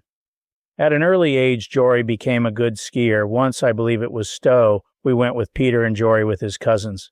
Skied with great skill and had a lot of fun. It was below 0 degrees and cold, chill you to the bones. That I remember as I stayed inside for the 3 days. When we moved to Wilmington, the second winter was a harsh winter below 0 for weeks on end, 1956. The Brandywine River froze over, and I took the 2 girls skating on the river at Hagley Mills. It was a beautiful sunshine day, and the scene was memorable. It was like the scene years later when I was on business in Amsterdam, Holland, and we went to an old windmill outside the city, had lunch, and watched the myriads of skaters on the canal. A beautiful day. Reminded me of Hans Brinker and the Silver Skates. My Heath, Medicine and Doctors. I am a living witness to the marvels on modern medicine and the doctors who practice it. I take pride in my son embracing this profession. At the same time, I regret the actions of government, lawyers, and insurance companies who seek to degrade the profession to whom many owe their lives. In my case, I have had more than my due in illness. I am not going to dwell on it, except as it has affected my life and attitudes. In all phases of illness, I never doubted that I would get well, perhaps, because of my confidence in doctors. When I was 5 and hit by a taxicab, I became more serious. When I was about 8 to 10 and cut the artery on the bottom of my foot on a broken milk bottle at Long Beach in the surf, I appreciated what doctors could do. When I was 19 to 21 and recovered from tuberculosis, I resolved to get a PhD to make up for lost time. I still am affected by time, like getting to the airport hours before I need to. At age 60, I had my first heart attack. The skill of Dr. Lawrence Griffith at Johns Hopkins in Baltimore has given me an excellent quality of life for 25 years, despite 2 bypass operations, 2 more heart attacks. I forgot to mention a prostate removal operation at Columbia University Medical Center at age 65. There is a certain discipline involved in following advice of the doctors, and it pays off like walking for exercise. On the subject of medicine and drugs, I have a unique background since I worked at Pfizer in antibiotics and vitamin B12, The advances in the past 80 years are mind-boggling: sulfur drugs, antibiotics, heart and cancer drugs, mental illness drugs, and genetic applications to come. Advances in sophisticated analytical methods were crucial to progress. That's enough said on this subject. Airplanes. My father was a great airplane enthusiast, in part because he made airplane parts for the industry in his screw machine business. When Lindbergh took off from Mitchell Field, Garden City, New York, he took me there. I remember that it was a rainy day, and everybody cheered when he took off. On other occasions, we saw World War I bombers stored at Mitchell Field. We always looked up when we heard airplane engines. My first flight was from Philadelphia to Houston, Texas in 1958. It was a 4-engine prop that took about 6 hours, flew many times since then. Jet engines were a great improvement, cutting a 6-hour flight to about 2.5 to 3 hours. Many trips to Europe on vacations and business flights to the West Coast and Guadalajara, Mexico. Air travel has broadened all our lives' dreams. We spend about a third of our lives in bed, and much of the time we dream. Crazy dreams, some not so crazy. I always said that I could not remember any dreams. I know that this is not so because when I awake suddenly from a dream, I remember it. Helen and I have a recurring dream. We go to take an examination in college and we walk up the hall, go into the class, and realize that we never took the course. Figure that one out. Other times I dream of Mortal Kombat and thrash around in bed when Helen wakes me up. This I remember. For many years after we were married, we would switch sides at least 3 to 4 times. Our friends thought we were crazy. Even today, I can't stand sleeping on my back and roll over first to one side, then to the other, at least 5 to 6 times per night, depending on what I recently watched on television. I wander over the face of the earth, star in movies, wake up and seize a few extra minutes after 7:30 a.m., usually up by 8:30 a.m. Autobiography continued. Since I lost the original autobiographic file because of a hard disk crash, I am continuing to expand these essays. Here it is on June 27, 2002. I celebrated my 85th birthday, June 8th, one day early, since Jory was returning to Los Angeles the next morning early with a party at Noreen's at which all my children were present. Much merriment. Movies. We are getting in the habit of watching old and some quite new movies on the movie channel's Turner Classic on television. Last night we watched 8½, a Fellini movie about a movie director who could not make up his mind. He had already made 7 movies. During the scenes there is on where a lot of old men are sitting in a dimly lit steam room, hazy and hot. The men wore towels around their waists and were revolting. This reminded me of an incident at Long Beach when I was about 10 and would go to a swimming pool about 6 blocks from Rivera Baths where they had a chute flooding with water that you could slide down into the pool. What fun! There was a steam room connected that I wandered in a few times, same revolting men sweating. I did not like it at that time, still would never do it. Funny that I haven't thought about this in 70 years. Movies have this effect. In general, the movies have had a profound effect on our culture and around the world. Recently, we saw a documentary on Richard Rodgers of Rodgers and Hart and Rodgers and Hammerstein of Broadway fame, Broadway plays. When Helen and I were attending most Broadway plays in the late 40s and 50s, they wrote the music and directed such plays as Oklahoma, Carousel, Flower Drum Song, and many others. The music at that time was inspiring, and I loved to listen to it. I remember after seeing Flower Drum Song going out and buying the record. Some of the most pleasant experiences that Helen and I enjoyed were at Broadway plays. Now we often listed end to oldie movies on television. Corruption in high places. Recently, the stock market has been declining, more so in the last 2 months, June to July 2002. There is a tremendous loss in confidence in both the political leaders and the corporate leaders. There is unbridled thievery going on that is going unpunished by our beloved Republican leaders in Washington. After all, they made their fortunes doing the same thing. Will never vote Republican again, a plague on all their houses. Democrats, not much better. The litany goes on every day. Enron, Anderson, Xerox, Martha Stewart, WorldCom, misstated their profits by $2.3 billion, and so on. No wonder the economy is in a state of decline. It is becoming worldwide. The real crooks are always at the top. Eventually, things will get so bad that a turnaround will happen. Chincoteague, Virginia. About 40 years ago, we visited Chincoteague on the Delmarva Peninsula. The children were toddlers, but even today, Chris remembered it, mainly the wild ponies and Japanese deer. We spent 2 days there on August 6, 2002. It has changed some, but is still like Stone Harbor 30 years ago.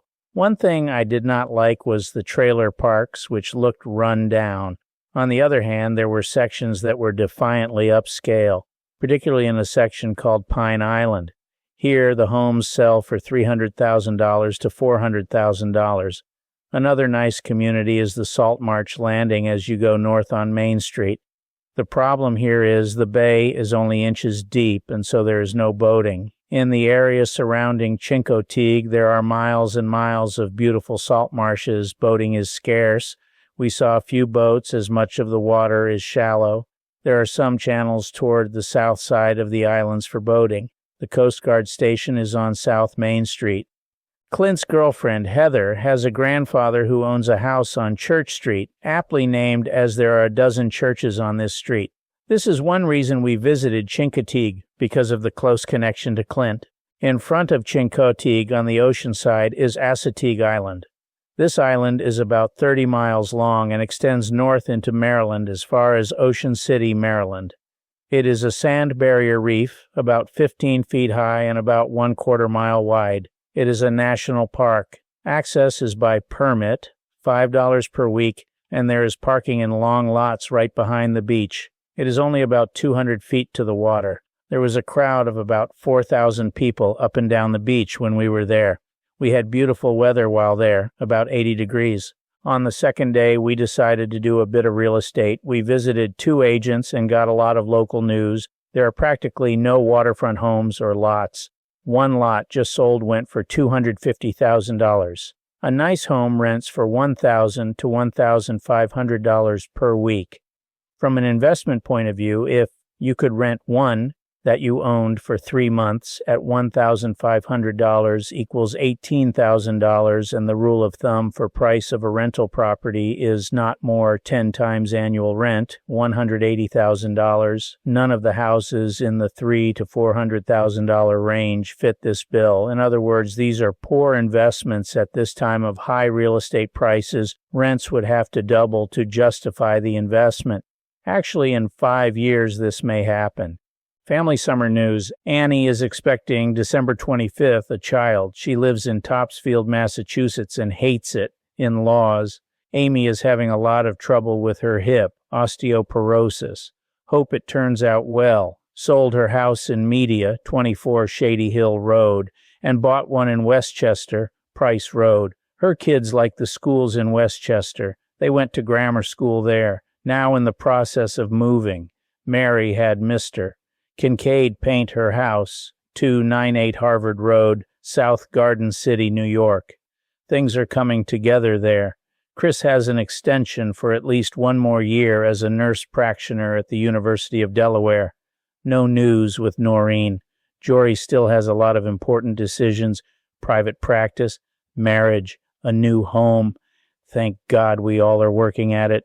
Lewis, Delaware. We visited, August 20th, 2002, Howard and Bernice Smith at their rental on the beachfront in Lewis. They pay $1,400 a week for it. It was a perfect day with a beautiful breeze off the water. We spent practically the whole day sitting on a porch facing the bay. Lots of boats, sailfish, oil tankers in the distance, and the Cape May. Lewis Ferry shuttling back and forth every 2 hours. It took us 2 hours from Chadds Ford to Lewis. Prices are high. A waterfront lot sells for $975,000. We remember Lewis as it was 50 years ago when we took the children and rented a waterfront home there, a sleepy village then, now many new homes and condos.